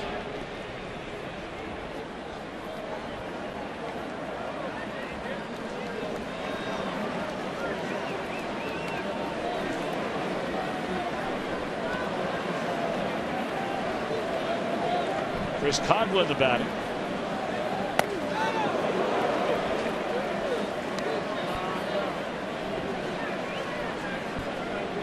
Coghlan 0 for 2, struck out and grounded to short. So here Lorenzen went the first 4 innings, allowed 3 hits, 1 run, fanned 5, did not walk a batter. In his 5th inning, he's allowed 3 hits, walked a batter, given up 3 runs. And you can only wonder, does this have anything to do with him getting hit by the pitch? Not suggesting that he's in pain out there, but even if there's a little, sort of numbness, you know what I'm getting at here. I mean, yeah, could it affect you I don't think so, to be honest with you. I don't think so at all. If they had any concern at all, that they would have had somebody warming up at the onset of the inning. I think this is more about Lorenzen making mistakes in the zone, like he did on an 0-2 pitch to Addison Russell. The hitter seeing him now for the 3rd time, coming around now as they've turned the lineup over. Well, Lorenzen's the kind of kid that even if it is, just by the chance it is, he's never going to say it after a game, because he wouldn't want to use it as an excuse. That's not his deal. Hey, it's hard to get big leaguers out when they see you 2 or 3 times or 4 times in a ball game. I mean, you have to be able to really execute your pitches. And he showed them his best fastball early on, and it may not be there anymore when he reaches back forward.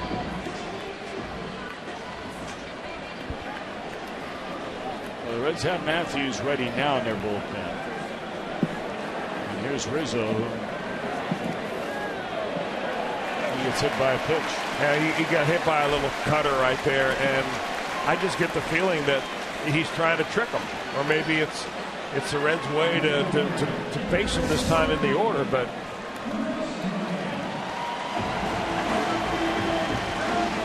for me, he's still getting outs on his fastball, and he's giving up base runners on his off-speed stuff.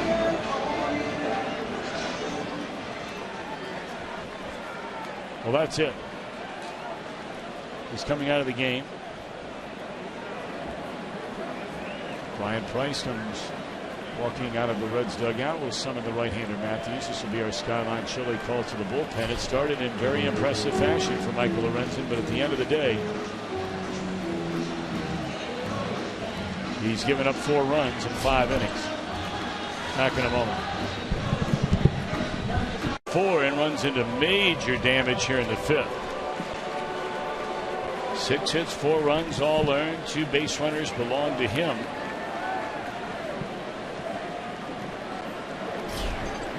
And now it'll be Ryan Matthews on to face Chris Bryant. It'll be a tough play, and nobody's going to be able to make it. Ball trickles into center field. Run scores, the run will count, and the runner is out at 3rd base. So that will be an RBI single for Bryant. And the putout goes Brandon Phillips, 4-5 on Rizzo, trying to go first to third on the play. Cubs score 4 in the inning and lead 5-3.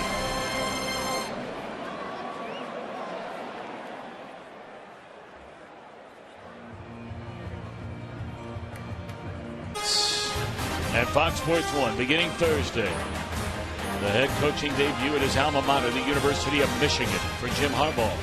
The Wolverines travel to Utah, take on the Utes, and the only place you can see it, Fox Sports 1, streaming live on Fox Sports Go.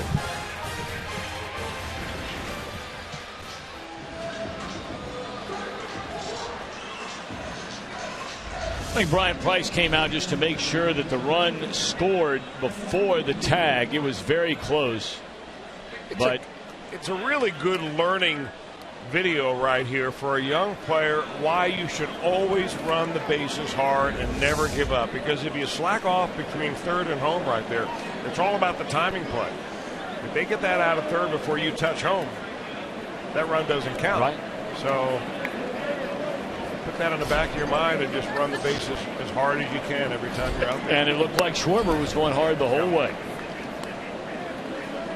So now all of a sudden Hendricks goes 5 innings, and he is the pitcher of record as the Cubs score 4 times to come from 2 down to 2 up. And taking over on the mound out of the Cubs bullpen is Justin Grimm, a right-hander.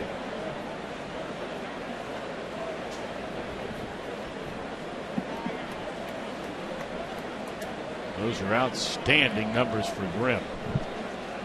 53 punch-outs, 38 in the third innings, league hitting 169 against Grimm.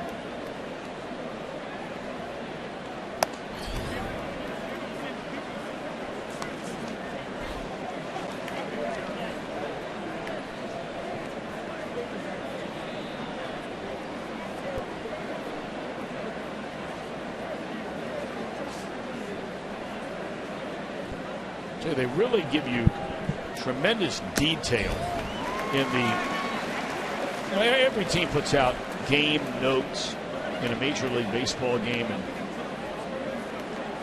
one of the real areas in baseball where people have started to focus in on, and rightfully so, when you're talking about a reliever, and they list every single one of their relievers in all of these categories and numbers and so forth. It's terrific work.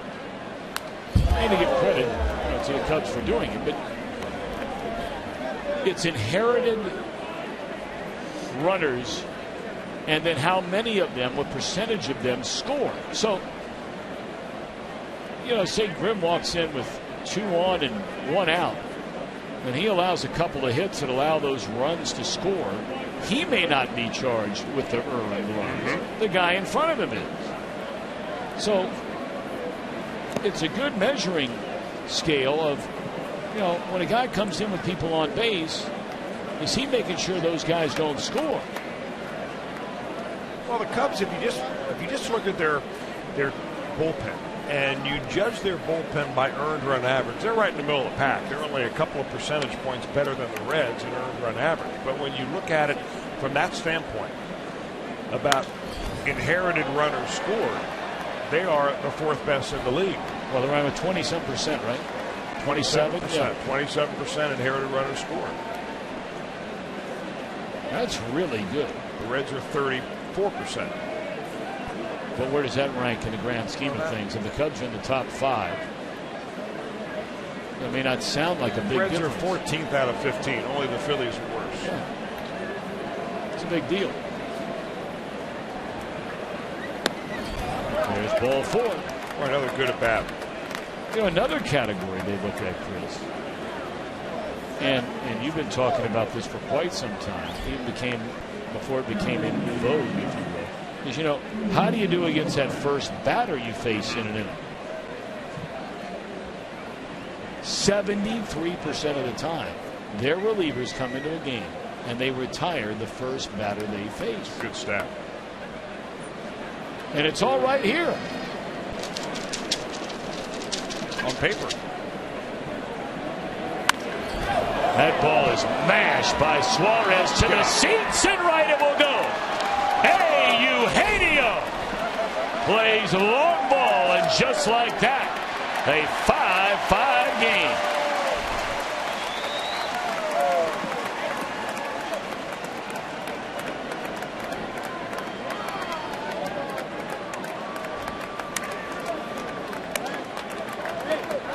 Well, he's got a lot of power, Suarez does, and he stays behind this ball perfectly. He knows that when he hits it that it's got a chance, and even though the ball's not really flying out here fast tonight, he gets it enough to get it over the basket into the second row.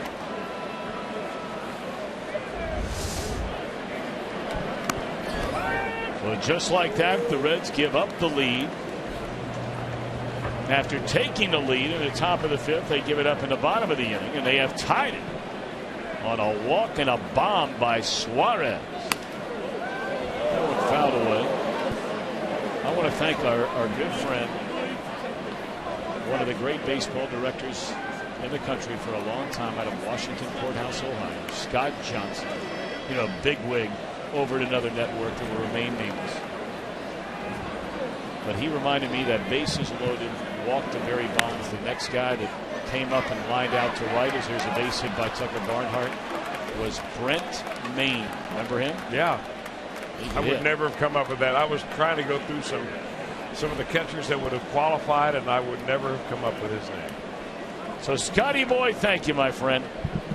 He reminds me that he has those senior moments all the time as well. He's getting rubbed up for another year of football.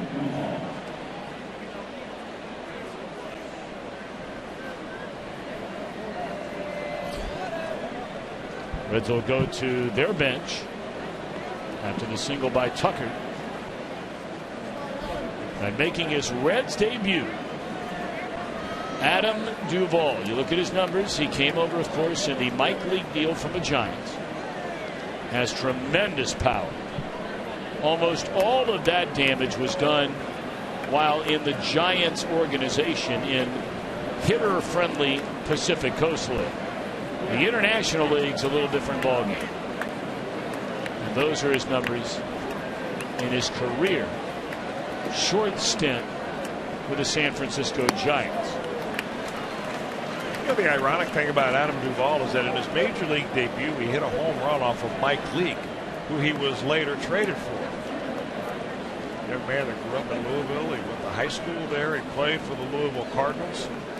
Hit a home run in his first at bat for the Louisville Bats when he was acquired. And sometimes that can be a bad thing. You get a little taste of success and you start trying to hit a home run every time you come to the plate.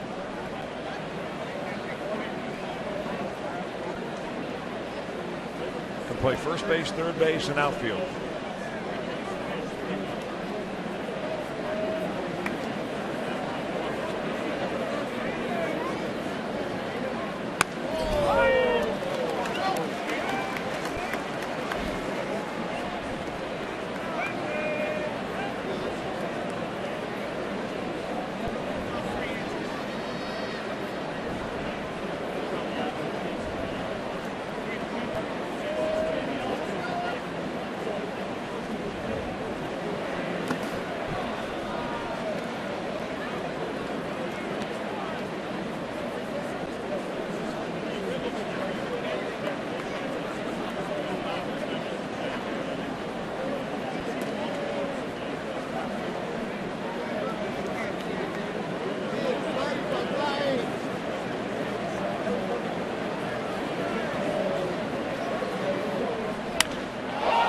Down the left field line, hit a ton, and that is a home run for Duvall in his first at bat as a Cincinnati Red. This guy has a penchant for drama in his first at bats. Yes, he does. His first career at bat in the big leagues with the Giants. Home run against Mike Leake. He's traded for Mike Leake, and in his first at bat as a Red, pinch hit blast with a man aboard. Wow! Welcome to the club. Grimm had only allowed 2 home runs this entire season. He's given up 2 home runs in this inning. Walk, homer, single, homer. No outs. Why not smile, young man? Go ahead.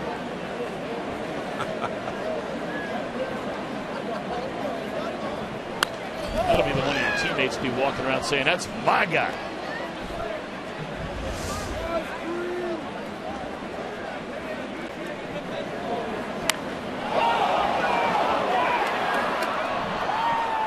We've always heard about his power since even when he came up with the Giants. And that one right there, I mean,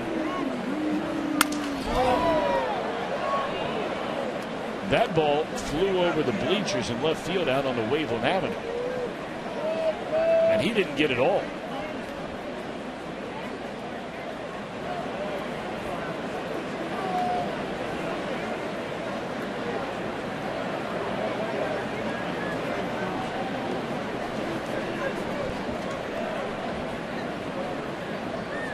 Cubs with a 4-run 5th. Reds answer with a 4-run 6th.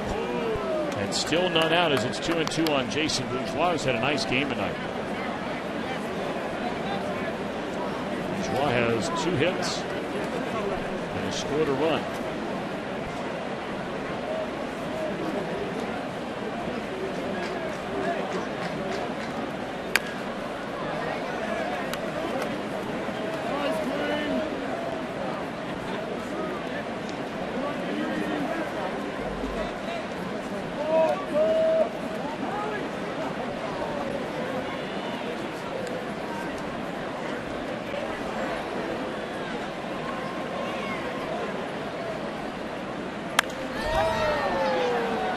Is playable at short right field.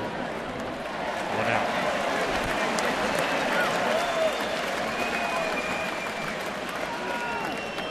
Here comes Joe Madden. That's all for Grimm. Let's have left-handers Bruce and Votto coming up.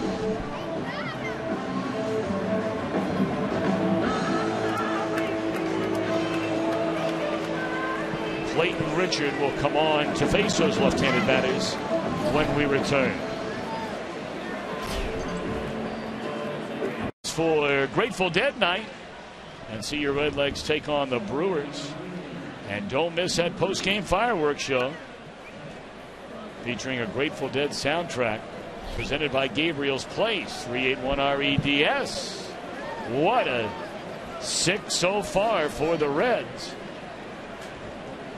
They've scored 4 times. Shea Bruce first pitch swinging against Clayton Richard. Jam shot pop up, 2 away in the inning. Now it was the 6th inning, right, when the Reds scored 10 runs. Exactly right. To break the losing streak.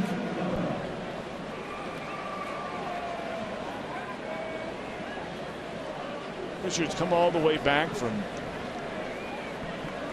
multiple injuries.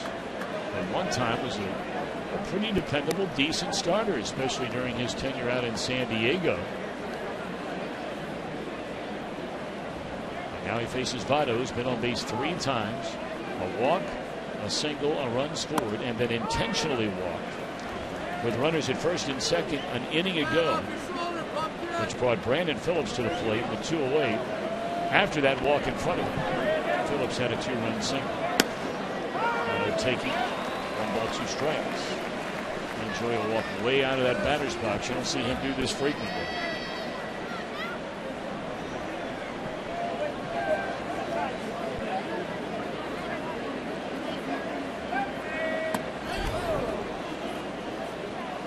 He won't leave the box at all.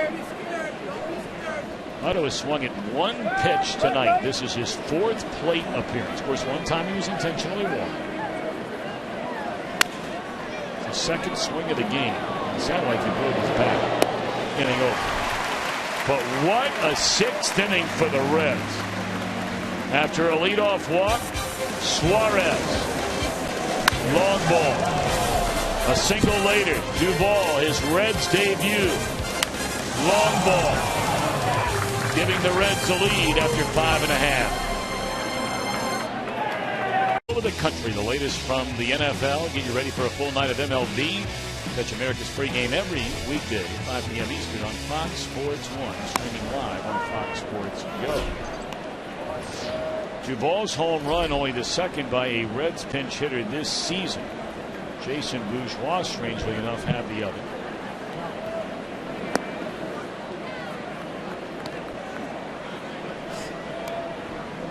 Colin Ballister comes on from the bullpen. Reds just got him back in June from the Pittsburgh Pirates. Not a trade, but it was a purchase. Reds were looking for relievers that had a little major league experience. So their bullpen was on the verge of being depleted, and so here he is in the big leagues now with the Reds. Originally drafted by the Montreal Expos was Ballister. That was in 2004, so that makes two players on this Reds roster that were drafted by the Expos.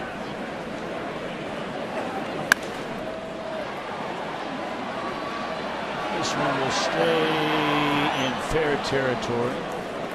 De Jesus for the first down. I won't leave you hanging, Tom. The other one, of course, Brandon Phillips. Oh, that's right. Yep. Traded into Cleveland in the big Cliff Lee deal. Yep. I wonder, there can't be that many players left in the big leagues that are playing in the major leagues right now, active players that were drafted right by Montreal. I would imagine that there's a way to figure it out on one of these websites, but the numbers dwindling fast. The Nationals probably have some guys that have been around a while now. Because that's, of course, where the Nationals came from when Montreal moved. Of course, we'll stop at San Juan on the way. That's right. For, what, a couple months, right? Although there's a lot of talk that the Reds played in front of back-to-back sellout crowds at Olympic Stadium in Montreal the 2 days before the season started, and there's apparently great momentum in Montreal about bringing Major League Baseball back to that fine city again. I'd love to see a team there. It'd be great. That is a really nice town. How long were you up there? I was up there about a year in the 80s, and I miss Yuppie. They'd have to bring Yuppie back. They'd have to bring Yuppie back. Yes.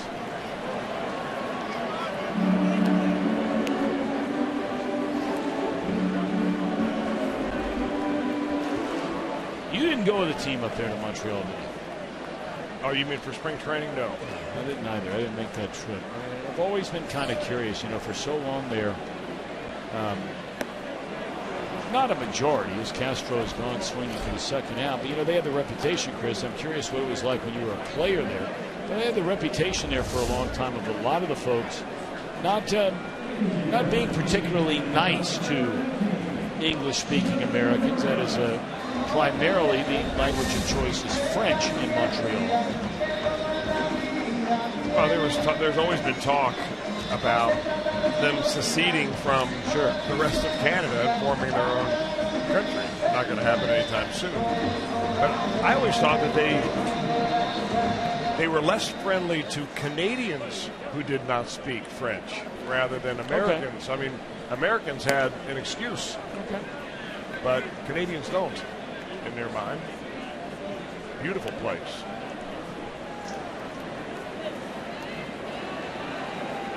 Great city. Oh, yeah. Fly ball to left field. That's a nice inning by Ballister. Clean, quick. Takes care of Jonathan Herrera, the pinch hitter.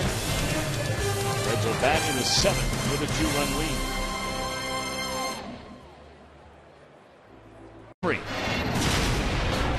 Joey Votto intentionally walked in the fifth inning and brought up Brandon Phillips. And what you know it, Brandon delivers. 2-run single into left field.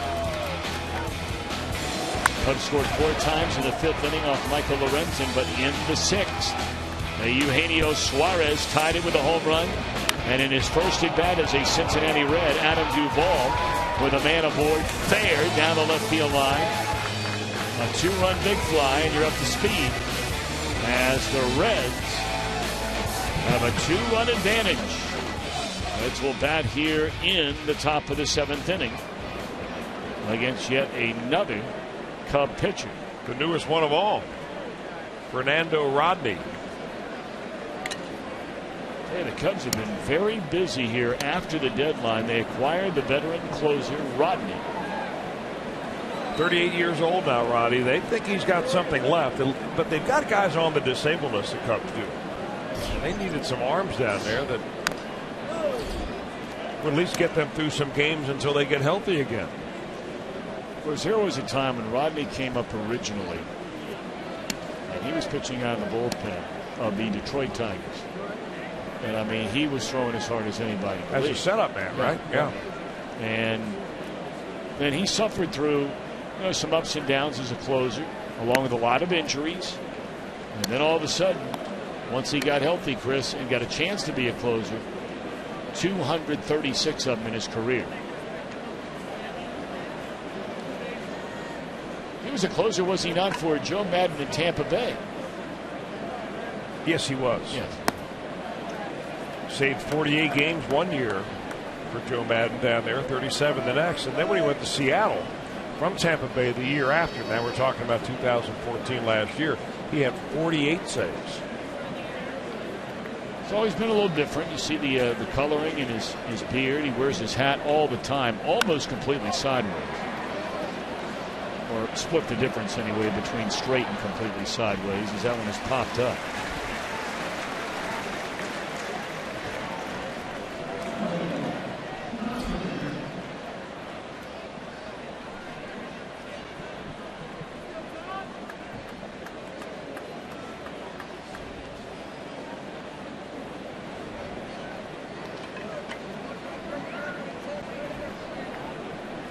The Cubs have injuries in their bullpen. Rafael Soriano's on the disabled list. Jason Mott is on the disabled list.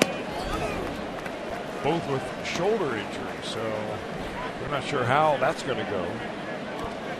Neil Ramirez, one of their other middle relievers, he's on the DL with an abdominal strain.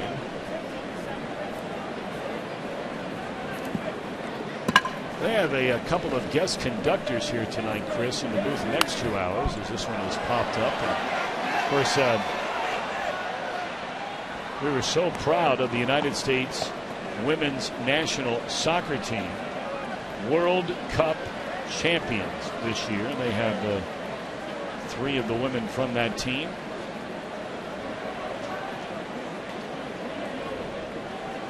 I guess they're going to be singing "Take Me Out to the Ball Game." Very proud of them and how well they played. Soccer season, of course, underway back in Cincinnati. That is a fall sport, boys and girls in our area. Fly ball straight away center field. 2 away.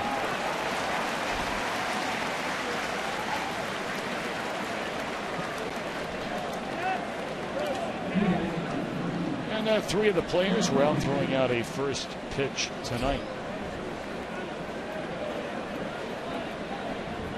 They should have kicked it up there. Shouldn't they? I'm sure you're not the only one who's thinking that right now. Well, they did well, though. Every one of them was able. They did a great job.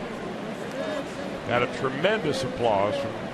By that time, this was right before the ball game, so there was a good crowd in the house already.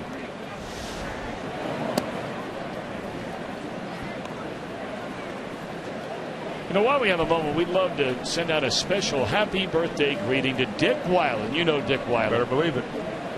86 years young today. Remains one of the hardest working, most influential folks on behalf of our community leaders in our entire region has ever known. Remarkably committed to civil rights, individuals with special needs, and dozens of other causes he so passionately supports. Rabid Reds fan. In fact, he helped raise money to complete the Miracle League field at the Dunham Recreation Complex over in Western Hills. And that field is known as Dick Weiland Field. Richard, happy birthday. Indeed. And many, many more.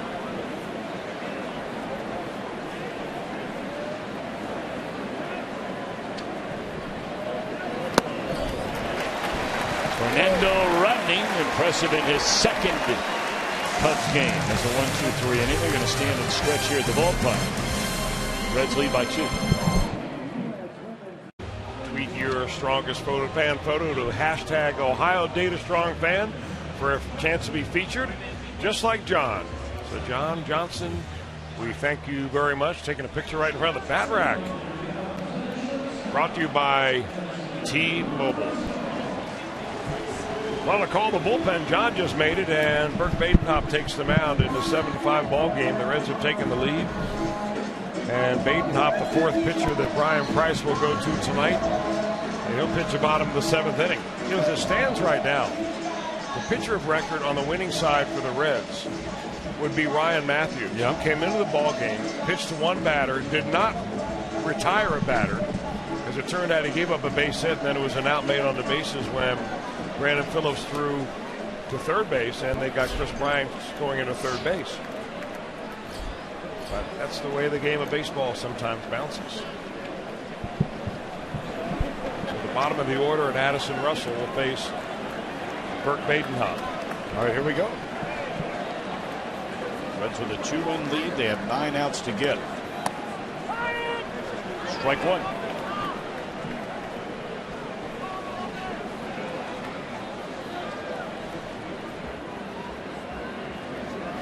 Russell had that 2-run single on a 0-2 pitch. This last time up, got jammed with this pitch. That's a good pitch by Badenhop, one away.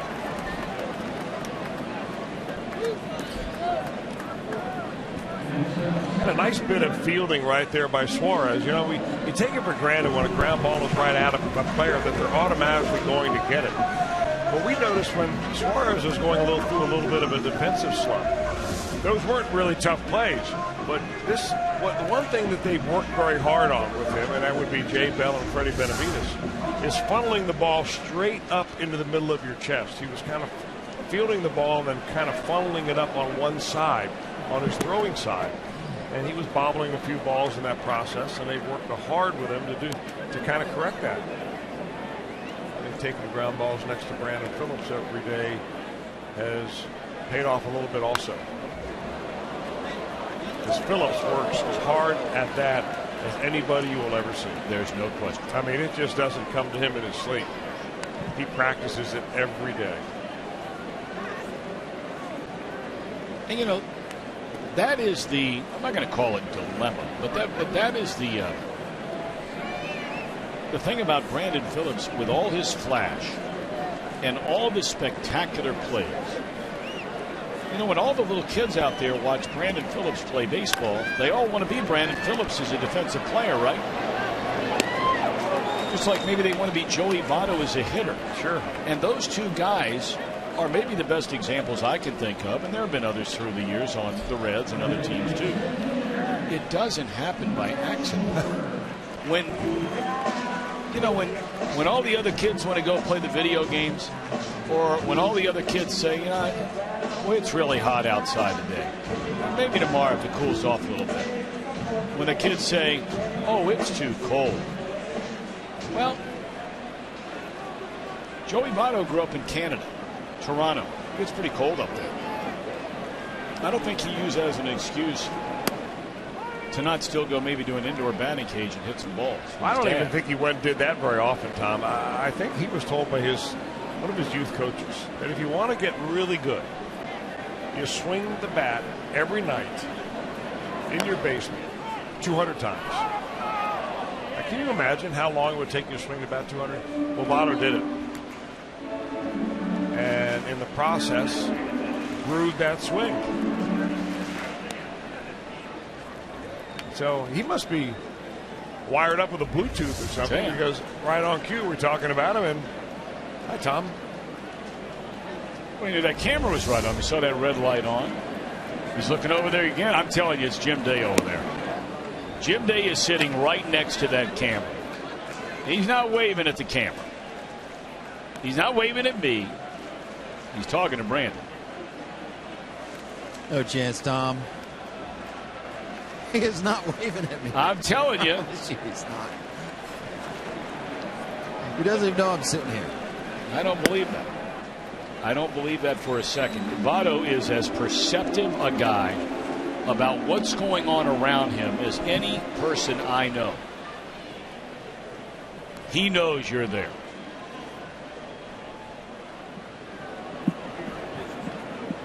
Now, normally, Jim, when you're here at Wrigley Field, you've got that great seat. It's almost like sitting in the first row of the stands. Now, who's behind you tonight? Anything going on there? We've had celebrities in the past that you kind of hang out with and try and talk them into getting a hot dog or anything. Well, I don't know where she went, but your sister was here. Oh! She was in the second row. And you know who is who's here tonight? Who? Joe Dieters. Oh, now that's a celebrity. He's in the fourth row, right? He's a celebrity. That's a big leaguer. Talking about you right now, Joe. He's a big leaguer. Our outstanding prosecuting attorney in Hamilton County for a long time, and will be for many more. Pulled foul. There's Joe.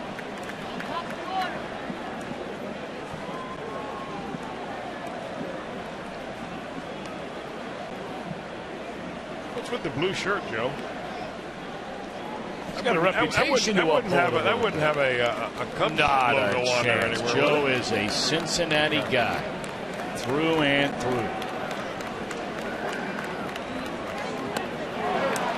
Gone swinging is Schwarber.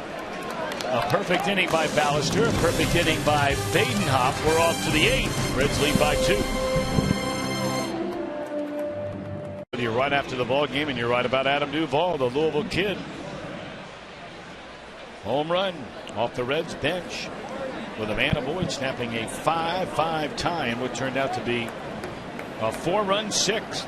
And the bullpen has held that lead in check.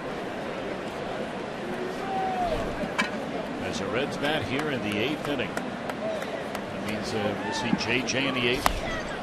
He's starting to crank it up now, and if he can maintain the lead, of course, we'll see the hammer in the 9th. Tommy Hunter takes over on the mound. Just acquired at the trade deadline from the Baltimore Orioles. The Cubs sent Junior Lake the other way. He was an outfielder that had so much promise and so much pub around him for so many years. He just never really grew into his prospect status. You know, he was given a legitimate shot to win an everyday job Many times. and you know you have to give a little credit to the Cubs. If they see a guy, you run him out there.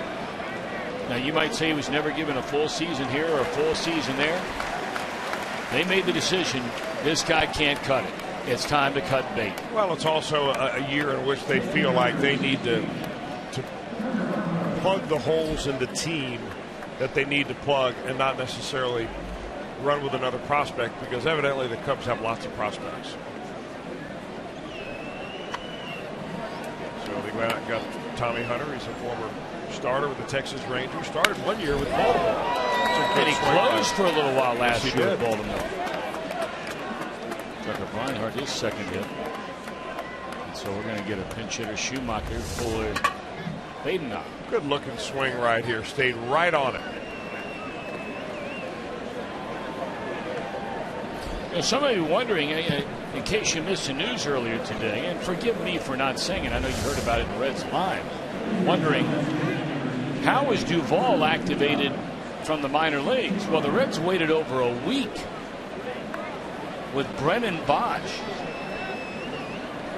and they finally put him on the disabled list and brought up Duvall.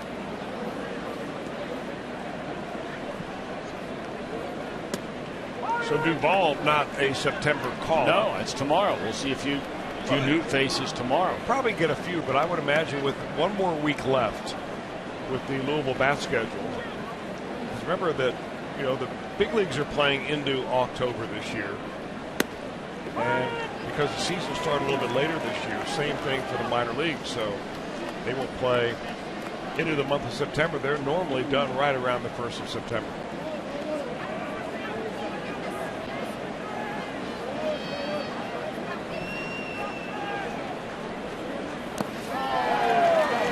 Schumacher gone swinging on 3 pitches, 2 outs in the inning.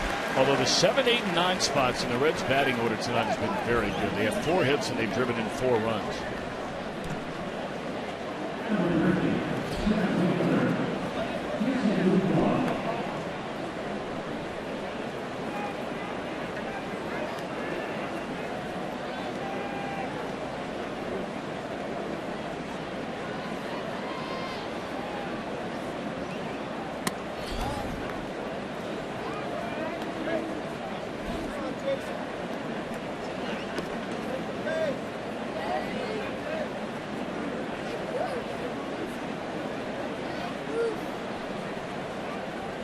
Jason Bourgeois. Swinging some fouls out of play. 2 of 4. Scored a run.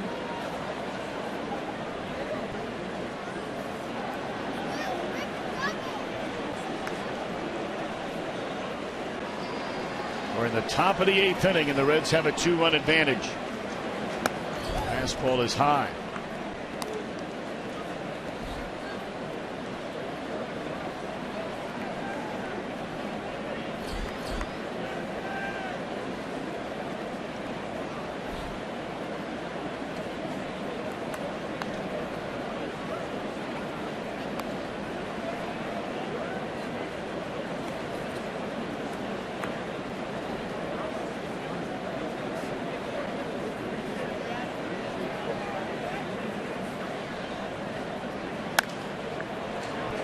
Up, and that's over near the Reds dugout and out of play.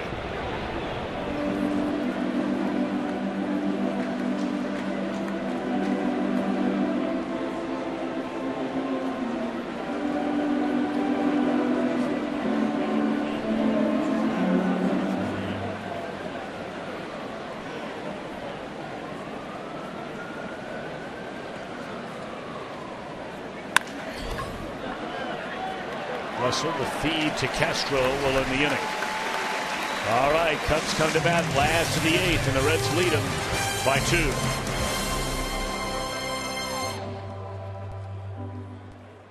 Heritage Day. Plus, the first 20,000 fans receive a Red Stein thanks to Hollywood Casino. For tickets, call 513-381-REDS.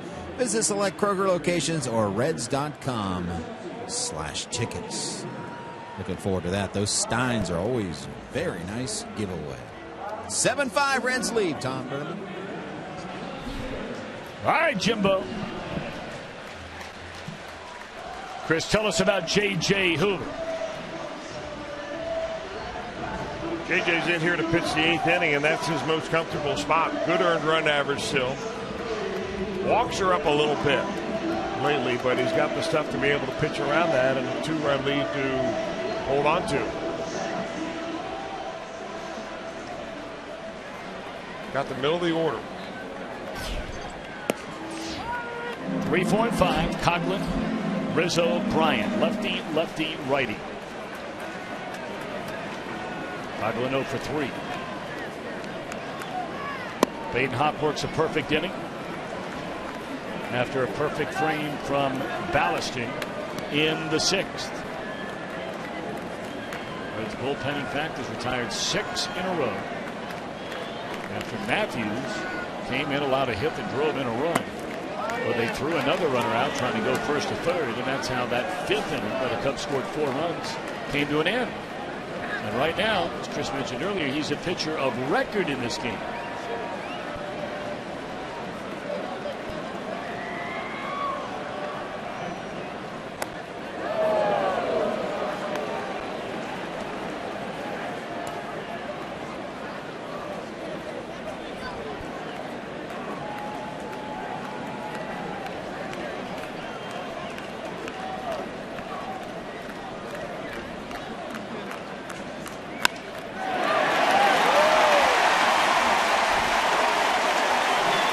Double to open up the inning by Coughlin. Trouble a brewing.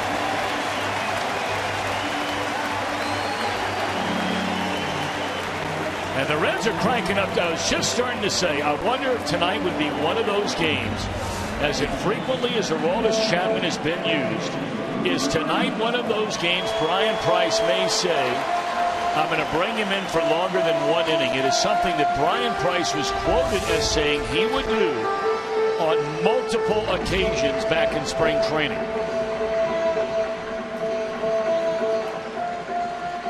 Well, he's warming up like he's ready to come in, getting ready to come into the game.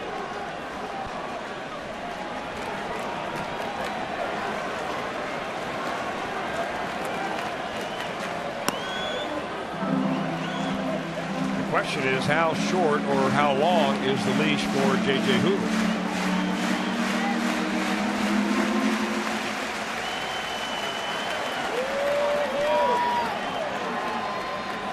Tying run at the plate is Rizzo, 26 home runs.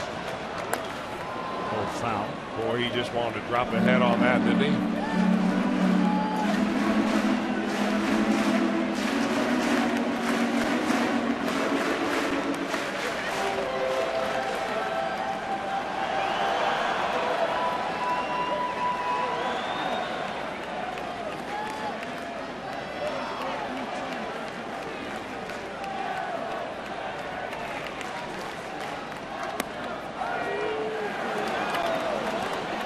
Painted the outside corner there, did Hoover, with a 93-mile-per-hour fastball. So says umpire Paul Schreiber. Been a lot of called strikes tonight.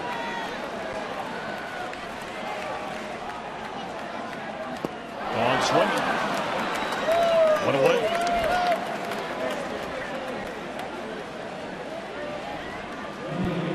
Strikeouts for Rizzo. Looks a little bit anxious tonight.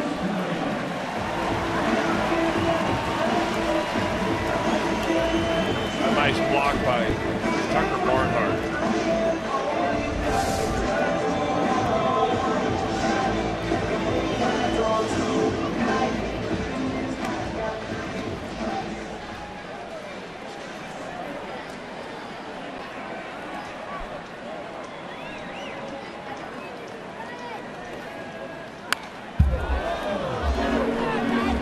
Bryant, 21 home runs. A team best 79 runs batted in. Picked up his 80th, in fact, in the 5th inning, that infield hit.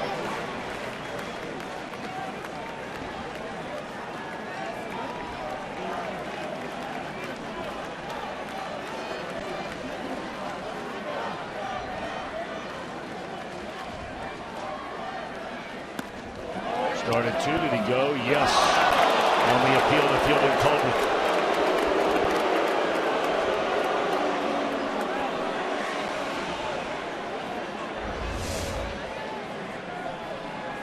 Oh, yeah.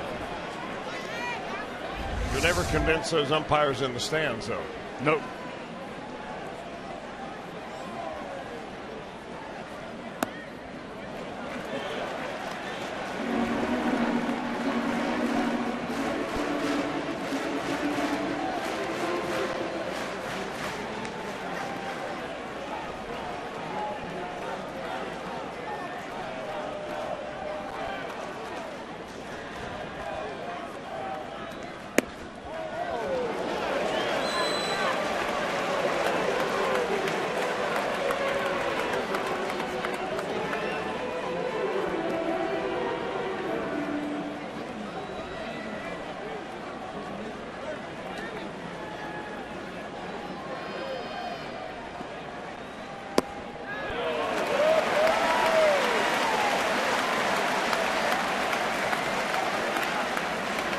JJ got ahead at 1 ball and 2 strikes, and now the count is run full.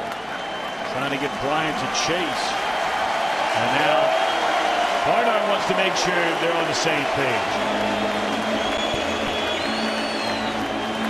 It would not be a surprise at all if this is the last batter Hoover faces. Chapman is ready to go in the bullpen.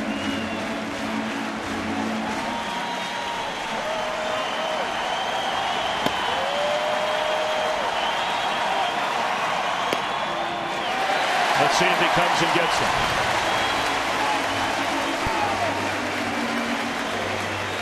Yep, here he comes. He smacks his knee as if he doesn't want to do it. Now, he hasn't given a signal yet. He has now. So how about this? We've waited for this for a long time. And not just this year. We've waited on this for a number of years. Given the best pitcher on your team the baseball more frequently. You can't do it every night. Here comes Aroldis Chapman.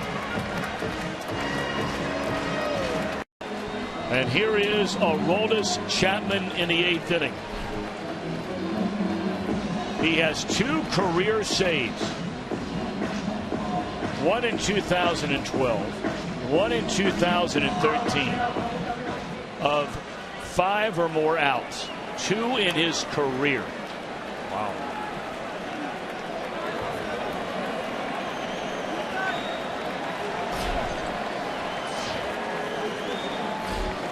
He faces La Stella, left-handed batter.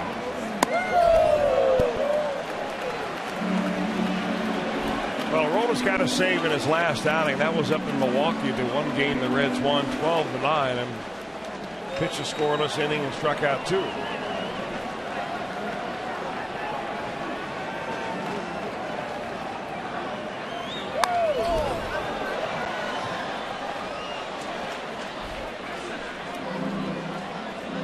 You know, there are foul balls that you look at and you rarely ever see. You rarely ever see a foul ball from where we are at virtually the top of this ballpark that goes over the top of the stadium out into the parking lot. It has to start with speed. Yes. Oh, my goodness. That might have said 102. That thing looked like it was 111.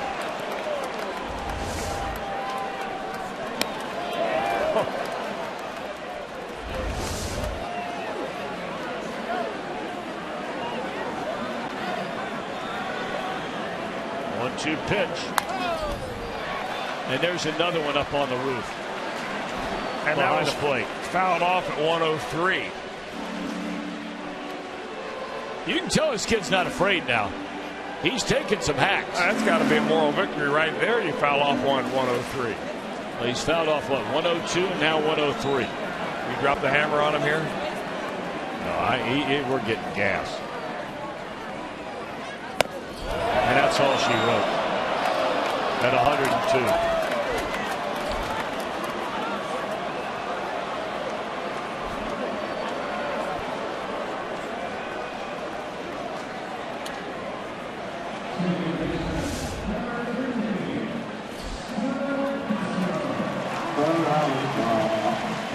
Just have virtually no reaction. No. You're swinging really at the arm motion. Because not only is he throwing that fast, but with his legs and arms as long as they are, he is closer to home plate probably than any other pitcher in baseball, or pretty darn close to it. Because he takes a tremendously long stride. Here's Castro, the runners take off. Throw goes into second base and got it! How about that? The Reds had thought it through the whole time that they were going to throw the trail runner, who in this case is Bryant and not the lead runner, and Tucker guns him down to end the inning.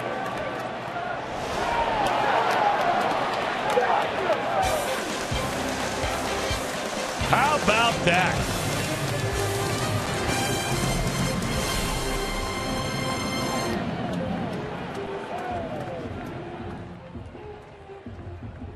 This was Raisel Iglesias on the 23rd versus the Diamondbacks. He had all the arm angles working, had him off balance all day. 13 strikeouts, the most by a Reds rookie since 1967. You don't see it often. And man, does he look like he has a promising future. Giving the Reds hope for that future. Tip of the cap to the crowd, and well deserved. On that day, that was Raisel Iglesias Day, your top moment of August. But I got to tell you guys, that moment there to end the 8th was pretty good too. Sure was. Love the fire and the passion shown by Barnhart here. This is a team that doesn't show you a lot of this. Almost always advisable to go to the trail runner because he has to wait to make sure that the lead runner gets a good jump and goes. And Tucker rises to the occasion there. That's good D by the Reds.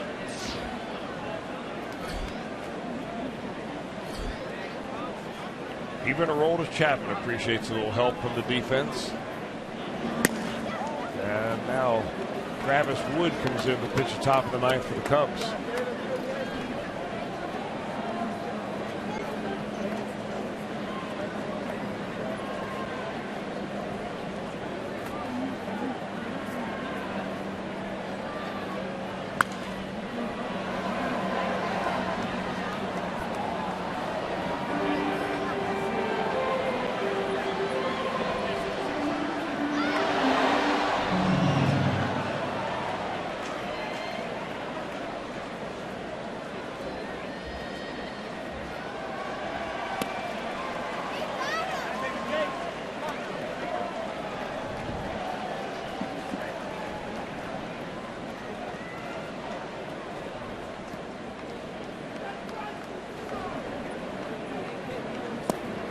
Bruce draws a walk to open up the inning.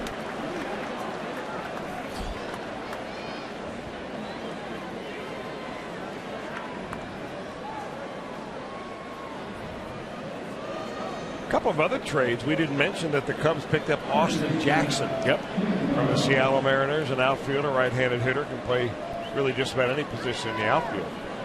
They got him in time to put him on the roster, make him eligible for the postseason. The Kansas City Royals tonight dealt for Johnny Gomes from the Atlanta Braves. Good for Johnny.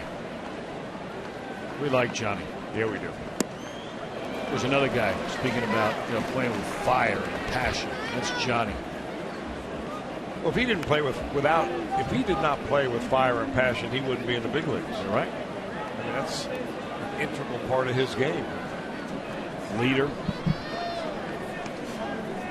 I mean, a leader. He makes people around him a better player, a more accountable player.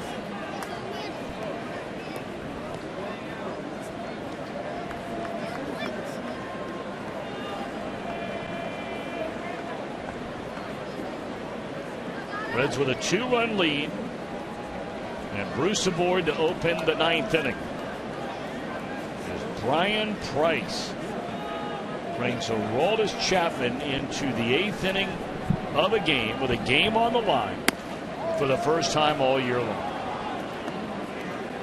To try to get 5, in this case 5. And it's the first time in 2 years Chapman has been asked to get a save of 5 or more outs.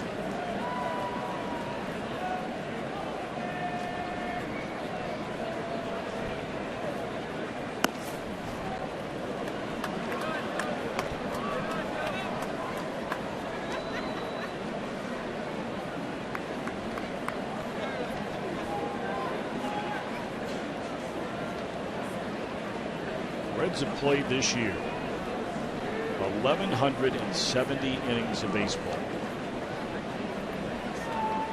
1,170. Chapman has pitched 50 out of 1,170 innings. That's the whole argument about taking your best arm and making him a starter instead of a reliever. But if you follow it along the timeline, you can see very perfectly how it played out the way it has. All started with the injury to Ryan Madison.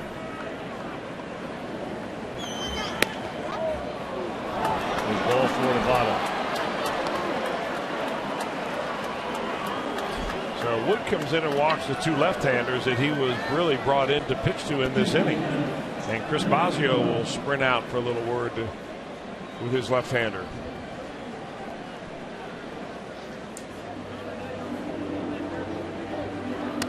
And that's full speed for Boz nowadays.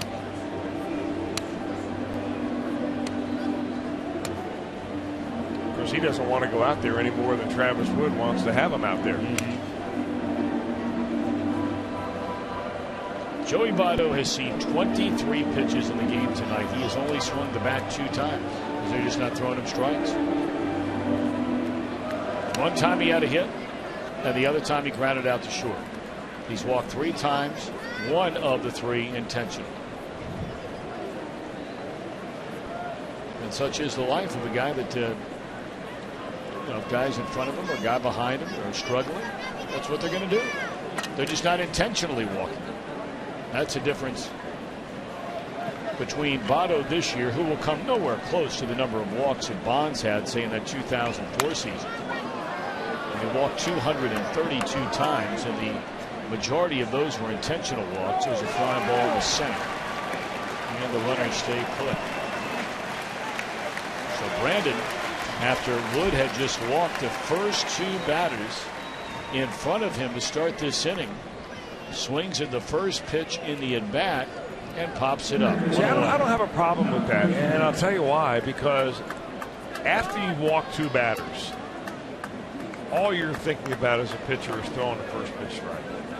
And 95% chance from Travis Wood that first pitch strike is going to be a fastball.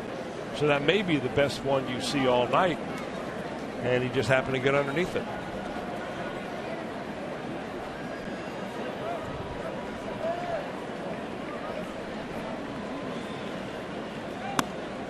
as long as you put a good swing on it and it's a hittable pitch. I mean, if you're chasing the first pitch and it's on the knees and on the corner, that's a different story. But if you think it's right there and it's in your zone, well, you're not up there looking for a walk.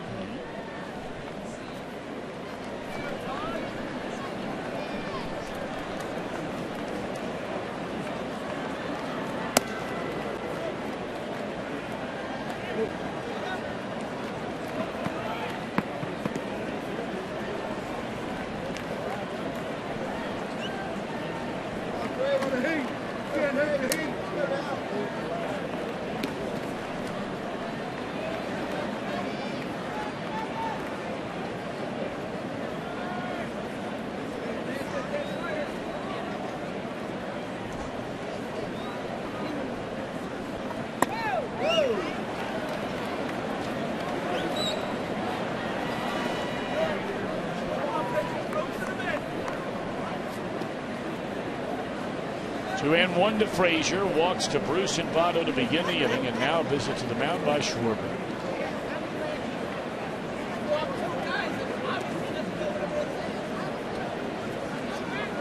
Cubs have action in their bullpen. James Russell, veteran left-handed, getting loose down there.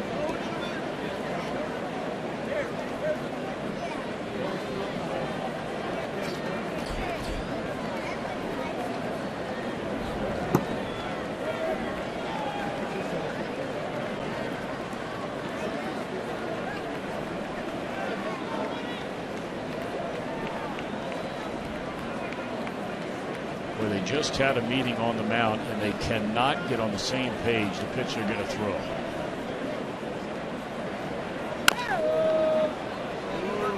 Two and two on Frazier.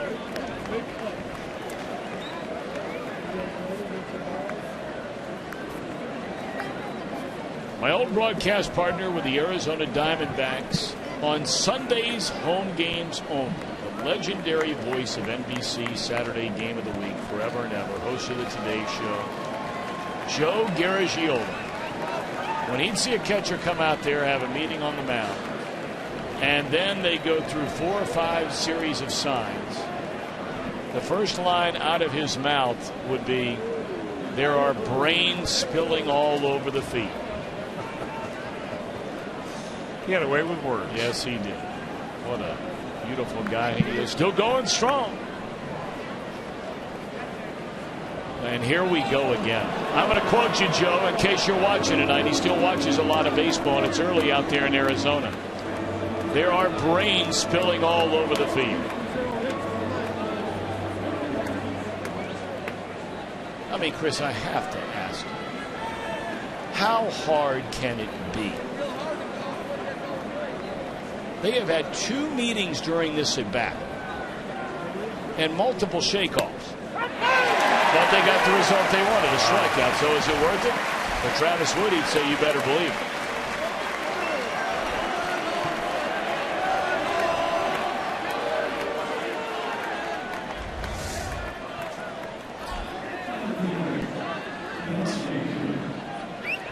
Very close to take. Perhaps too close to take. Been a lot of pitches called down low in the zone tonight for strikes. And if you know that as a pitcher, I mean, as you're watching that, your pitching coach ought to watch it and tell you, I mean, you live down there. Why not if you're getting that pitch? I see a lot of called strikes overall, but that was the first strikeout that was looking all night long for either team. Well, let's see if De Jesus can do what he did back in the 4th inning, and that's deliver a 2-out run scoring base hit. Ivan is 1 for 3 tonight. He also walked and scored in the 6th inning. That was on the home run by Suarez, which tied the game.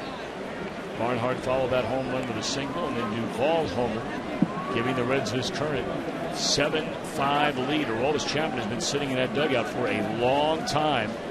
And longer still as Wood and Schwarber cannot okay the signs, and now timeout is called.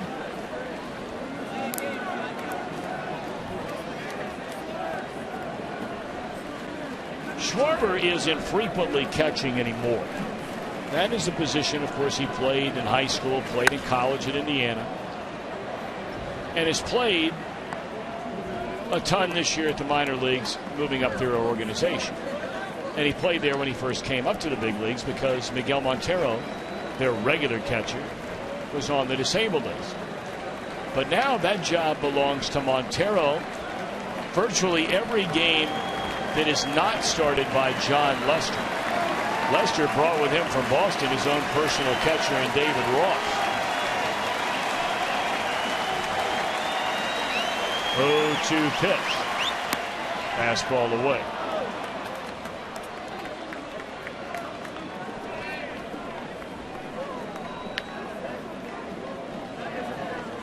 Bruce started the inning with a walk. Otto follow with a walk. Sends in a fly ball to center and a strikeout against two right-handed batters for the southpaw rule.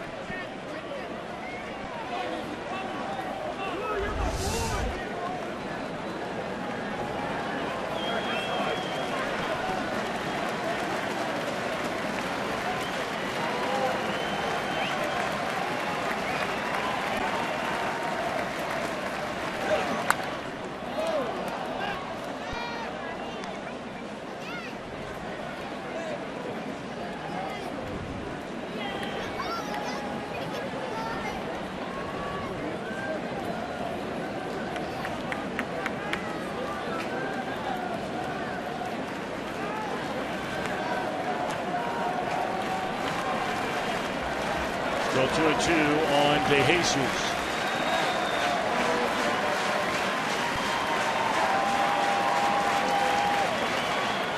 Well, I'm not really sure what they're talking about, but if you notice on the left hand of Kyle Schwarber, it looks like a wristband there. But it looks to me like it's one of those wristbands that is designed to hold a code of signals. And you see them a lot in college baseball.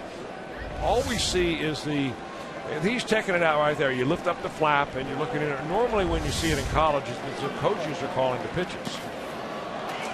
But I'm not sure what he may be checking on that. But evidently he's having a hard time reading it. Maybe one of the practical jokers in the Cubs clubhouse translated it into Mandarin Chinese.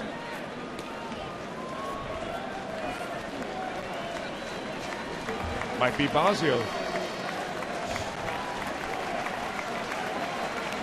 Always testing the rooks.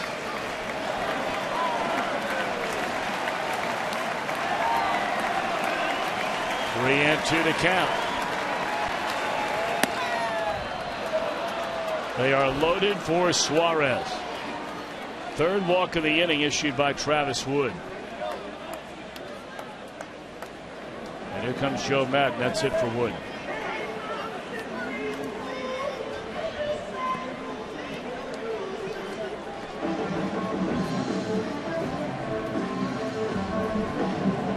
Well, there's a chance if you'd like to speak basic Mandarin, you could have learned it in this half inning.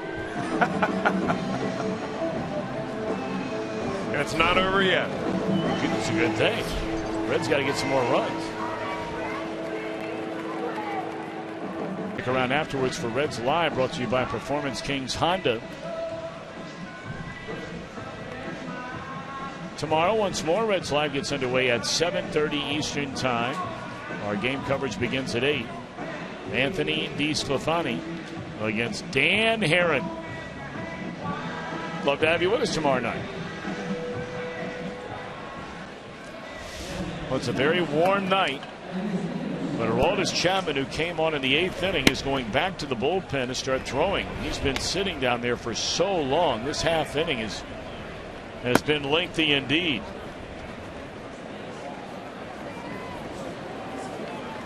Ryan Lamar is running for De Jesus, and he'll just stay in the game to play in the outfield, no doubt. Breaking ball to Eugenio Suarez, who had a huge hit The 2-run home run which tied the game in the 6th inning is James Russell, been around forever. Son of former Cincinnati native Jeff Russell.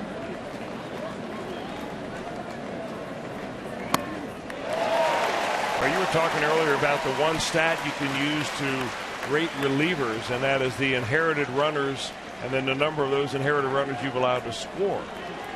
James Russell is doing excellent in that category this year. He's inherited 24, and he's stranded 22 of them. He's got 3 of them out there right now in a 0-2 count.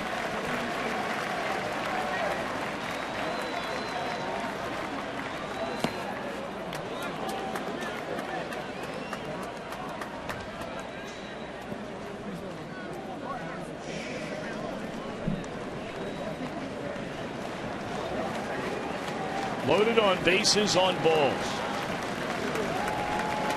3 walks by Travis Wood. And Russell replaces him.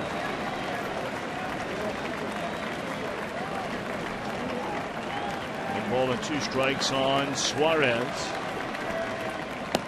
Started 2, laid off.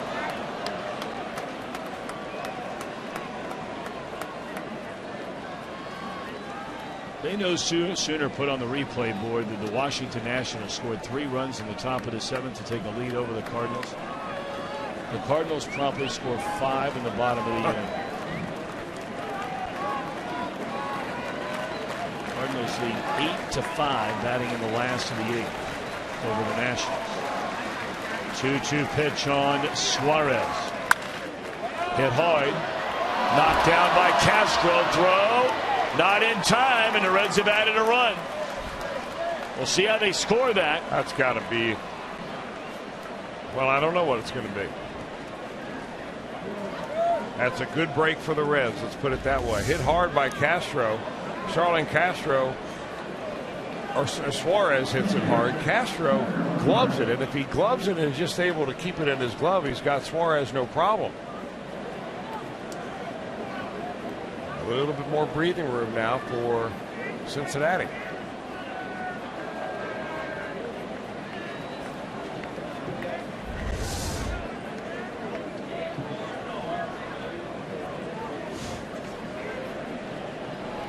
That's an error charged to Castro. No Santa Claus at Wrigley tonight.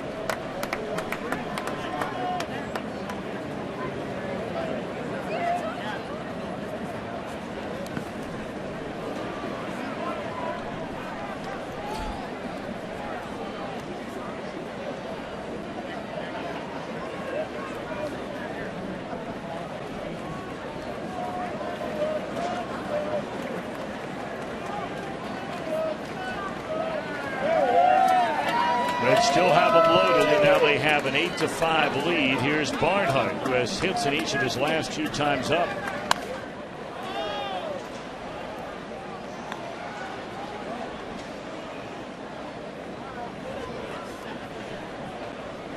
Chapman had to come down from getting loose in the bullpen, because his spot in the batting order is due up next.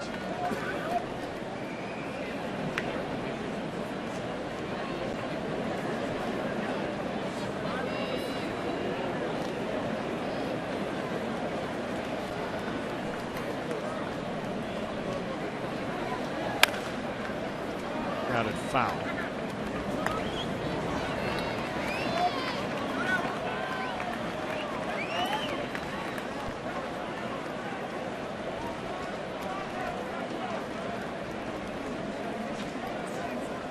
Ryan Price's Reds not going to come in here and lay down for anybody, playoff contender or not.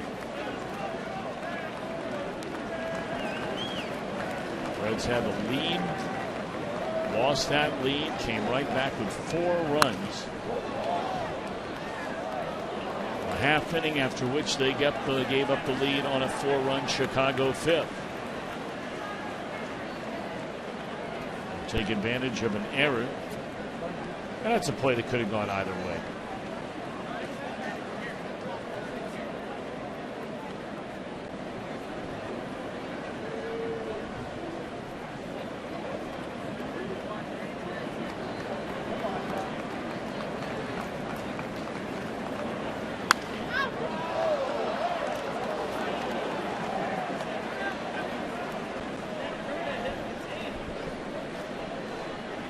The Giants have just scored 3 times in the top of the 3rd inning. And they have a 3-1 lead over the Dodgers in the opener of that important series. They have 2 more series left against one another. Giants are 3.5 behind Los Angeles for the top spot, and you better believe how important those games are for the Giants, because them coming back to catch these Cubs in the wild card is going to be a tall order. It can be done, has been done, but they're closer in their division than they are in the wild card. Now Marlon Byrd right in the middle of that scoring for the Giants. He's driven in 2 of those runs with a base hit.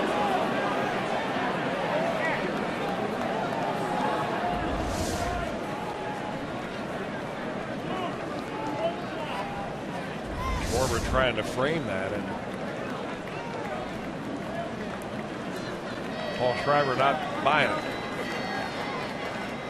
2-2 pitch. And we'll try once more.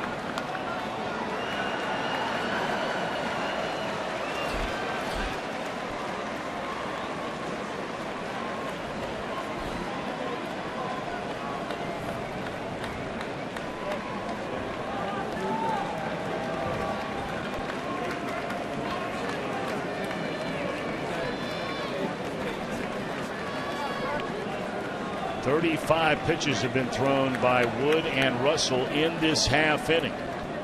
Here's a 2-2 again on Tucker. And a liner into center field. It'll fall in. 1 run scores. Here comes Lamar, and he will score. It has been a really good night for Tucker Barnhart. And the Reds' lead is now 10-5. Great bit of hitting right there by Tucker Barnhart. 2 hits in his last 2 at bats, and this was a big one right here. 3 hits overall on the night. And he just goes right downstairs, hitting right-handed in this at bat to help the Reds with a lead. The very tail end of this, Votto comes around to score, and he was really waiting for Aroldis Chapman to give a signal to Ryan Lamar whether he should slide or not. But Chapman's standing there. Of course, he's not used to telling the runner that he better slide. So you saw at the last second, Votto kind of gave a half-hearted slide sign to Lamar. By that time, it was too late. And that's a player who, again, I brought up something earlier about there are very few people in the world who are more aware of what's going on around him than Votto. Remember now, Votto's not in the on-deck circle. He's not even in the hole. He's 4 batters later. No. He's just scored. Oh, I beg your pardon. You're right. I'm sorry. I'm sorry. He was running down the bases, and that would be the. That's very sharp. Oh, my gosh. This looks like the Cubs of days gone by.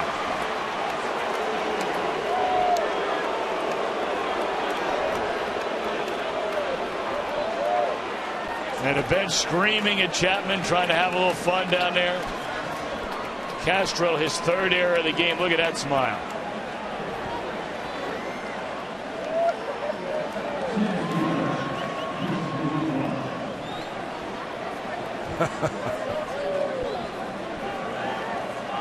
But you know, Chris, that's the kind of athlete that guy is.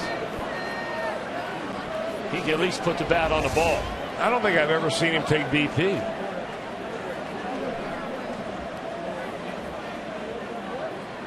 Wow. It has been a rough night. And there's a rocket down the line. Watch Chapman get around the bases. Big fella on his way to 3rd. They're going to wave him around. And he will, like a gazelle, go first to home on a double by Phillips. Well, we've always heard about Chapman after Billy Hamilton might be the 2nd fastest player on the team. And he wasn't even cranking it up full speed right there. Bourgeois, a 2-run double. And the Reds are pouring it on. It's 13-5. Chapman scoring from first base on this. Here he is.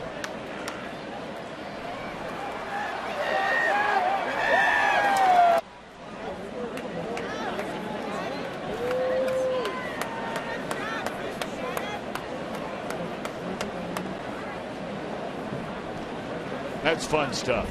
Bruce may want to take a couple pitches. Yes.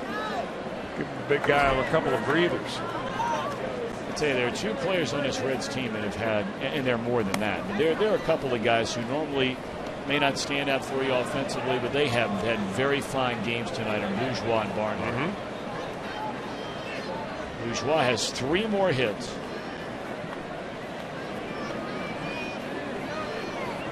And Barnhart has 3 hits, each with 2 runs batted in. Bruce started this inning with a walk against Travis Wood.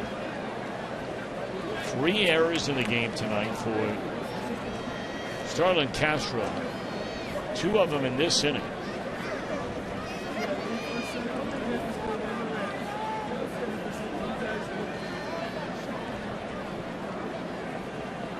It is a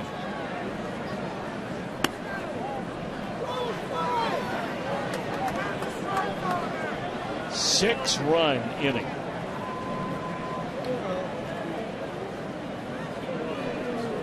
And all of the runs are unearned. So the Cubs give up 13 runs in a game less than 24 hours after Jake Arrieta fired a no-hitter at the Los Angeles Dodgers last night.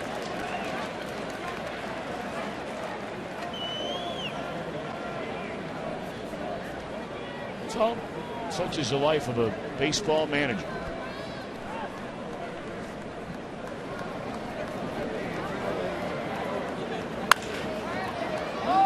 And now Castro makes a beautiful play.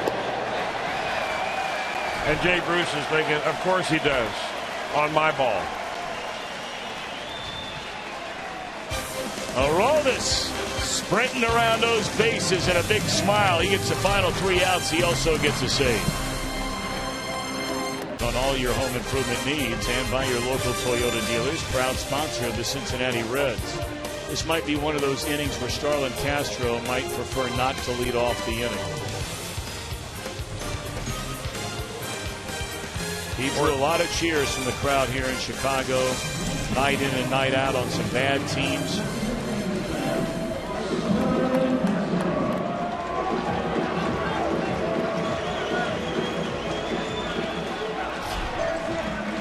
Not too bad.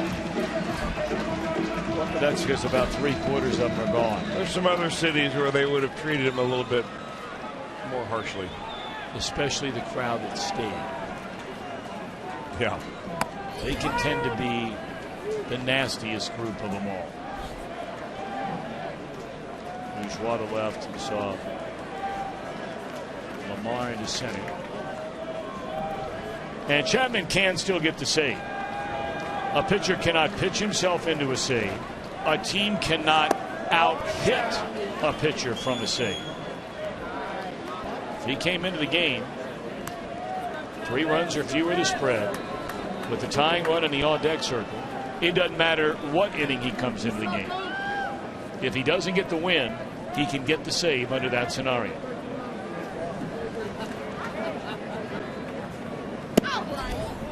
And we might see something here tonight if Chapman doesn't blow a 13-5 lead that at least since 1974, and we're trying to find out if it's happened before then, where a Reds pitcher picked up a win in a game without retiring a batter. Castro gone swinging, and that's exactly where we stand if you weren't with us with Ryan Matthews. There are vulture wins, and then there are golden vulture wins. Right.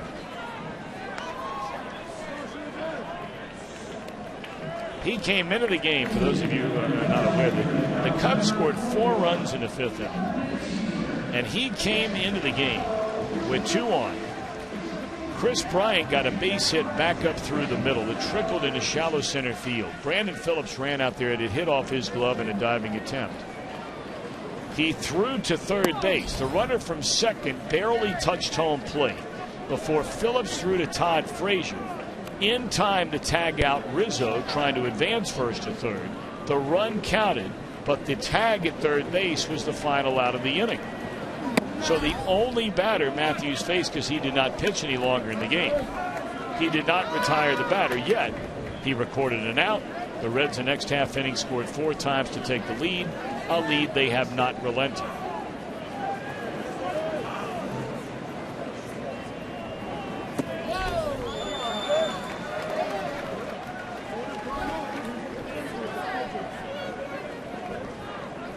The loser in this one stands to be Justin Grimm. Chapman 2 outs away from picking up the save.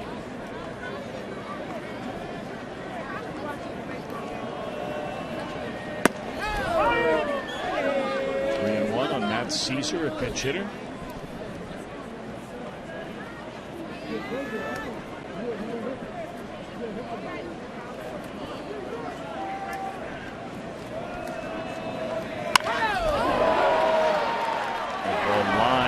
Yeah, that is a hard hit ball by young Mr. Caesar against Aroldis Chapman. That's a kid that Chris used to talk about. Not only played baseball in college, but football.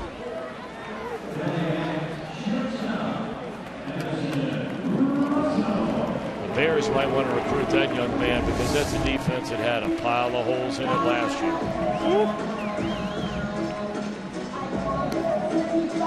Brutal. And the Bengals ran a rough shot against that new group the other night.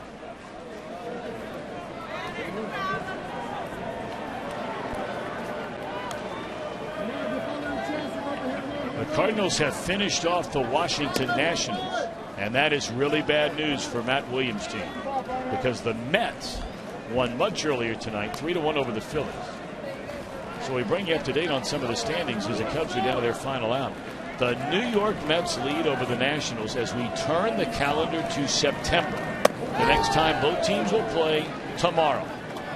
We go into September with the heavily favored Washington Nationals when the season began. 6.5 games behind the New York Mets. And the Nationals have no chance in the wild card. No, that would be NUN none. Cardinals have won. Pirates are off. If the Cubs lose, they go to 10.5 back. I mean, the Mets are having a tremendous year. Yes, they are. They're 73 and 58. One of the oddest things, though, about the Mets and the Cubs are that the Cubs are 7-0 against the Mets this year. How about that? I'd say one of the reasons the Washington Nationals are 6.5 back. This ball is launched to the seats in left field by Russell.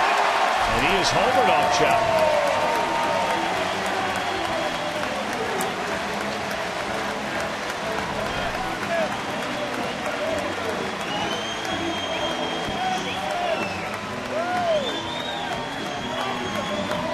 Now, you don't see that very often.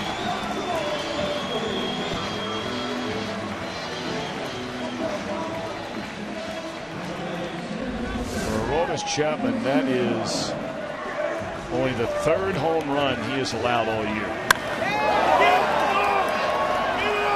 2 of them have come this month.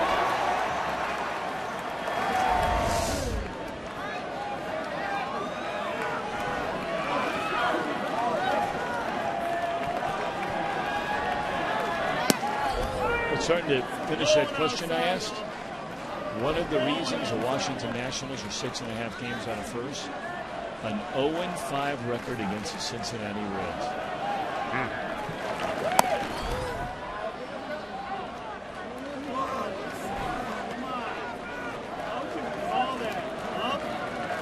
And they have a makeup game left still to be played.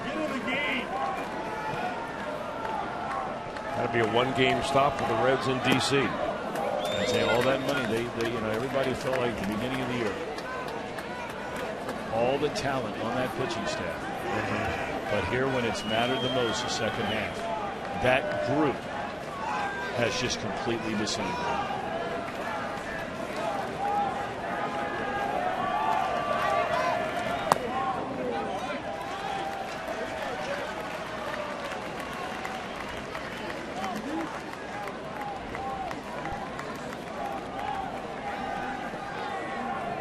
They had a 5-3 lead in the 7th inning in that game. So it's down to their starters are high-octane starters. There's strike 3 called. And the Reds have won it on the final day of August, one of their worst months in recent memory. The Reds down the Chicago Cubs by a final count of 13-6. Our Miller Time moment brought to you by Miller Lite. The first player since Ryan Jorgensen in 2007.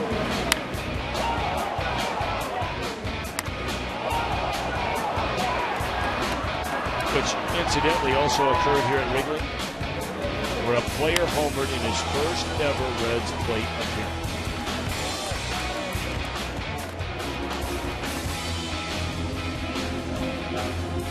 All right, Reds win at 13-6. It is now time for Reds Live, coming up right now.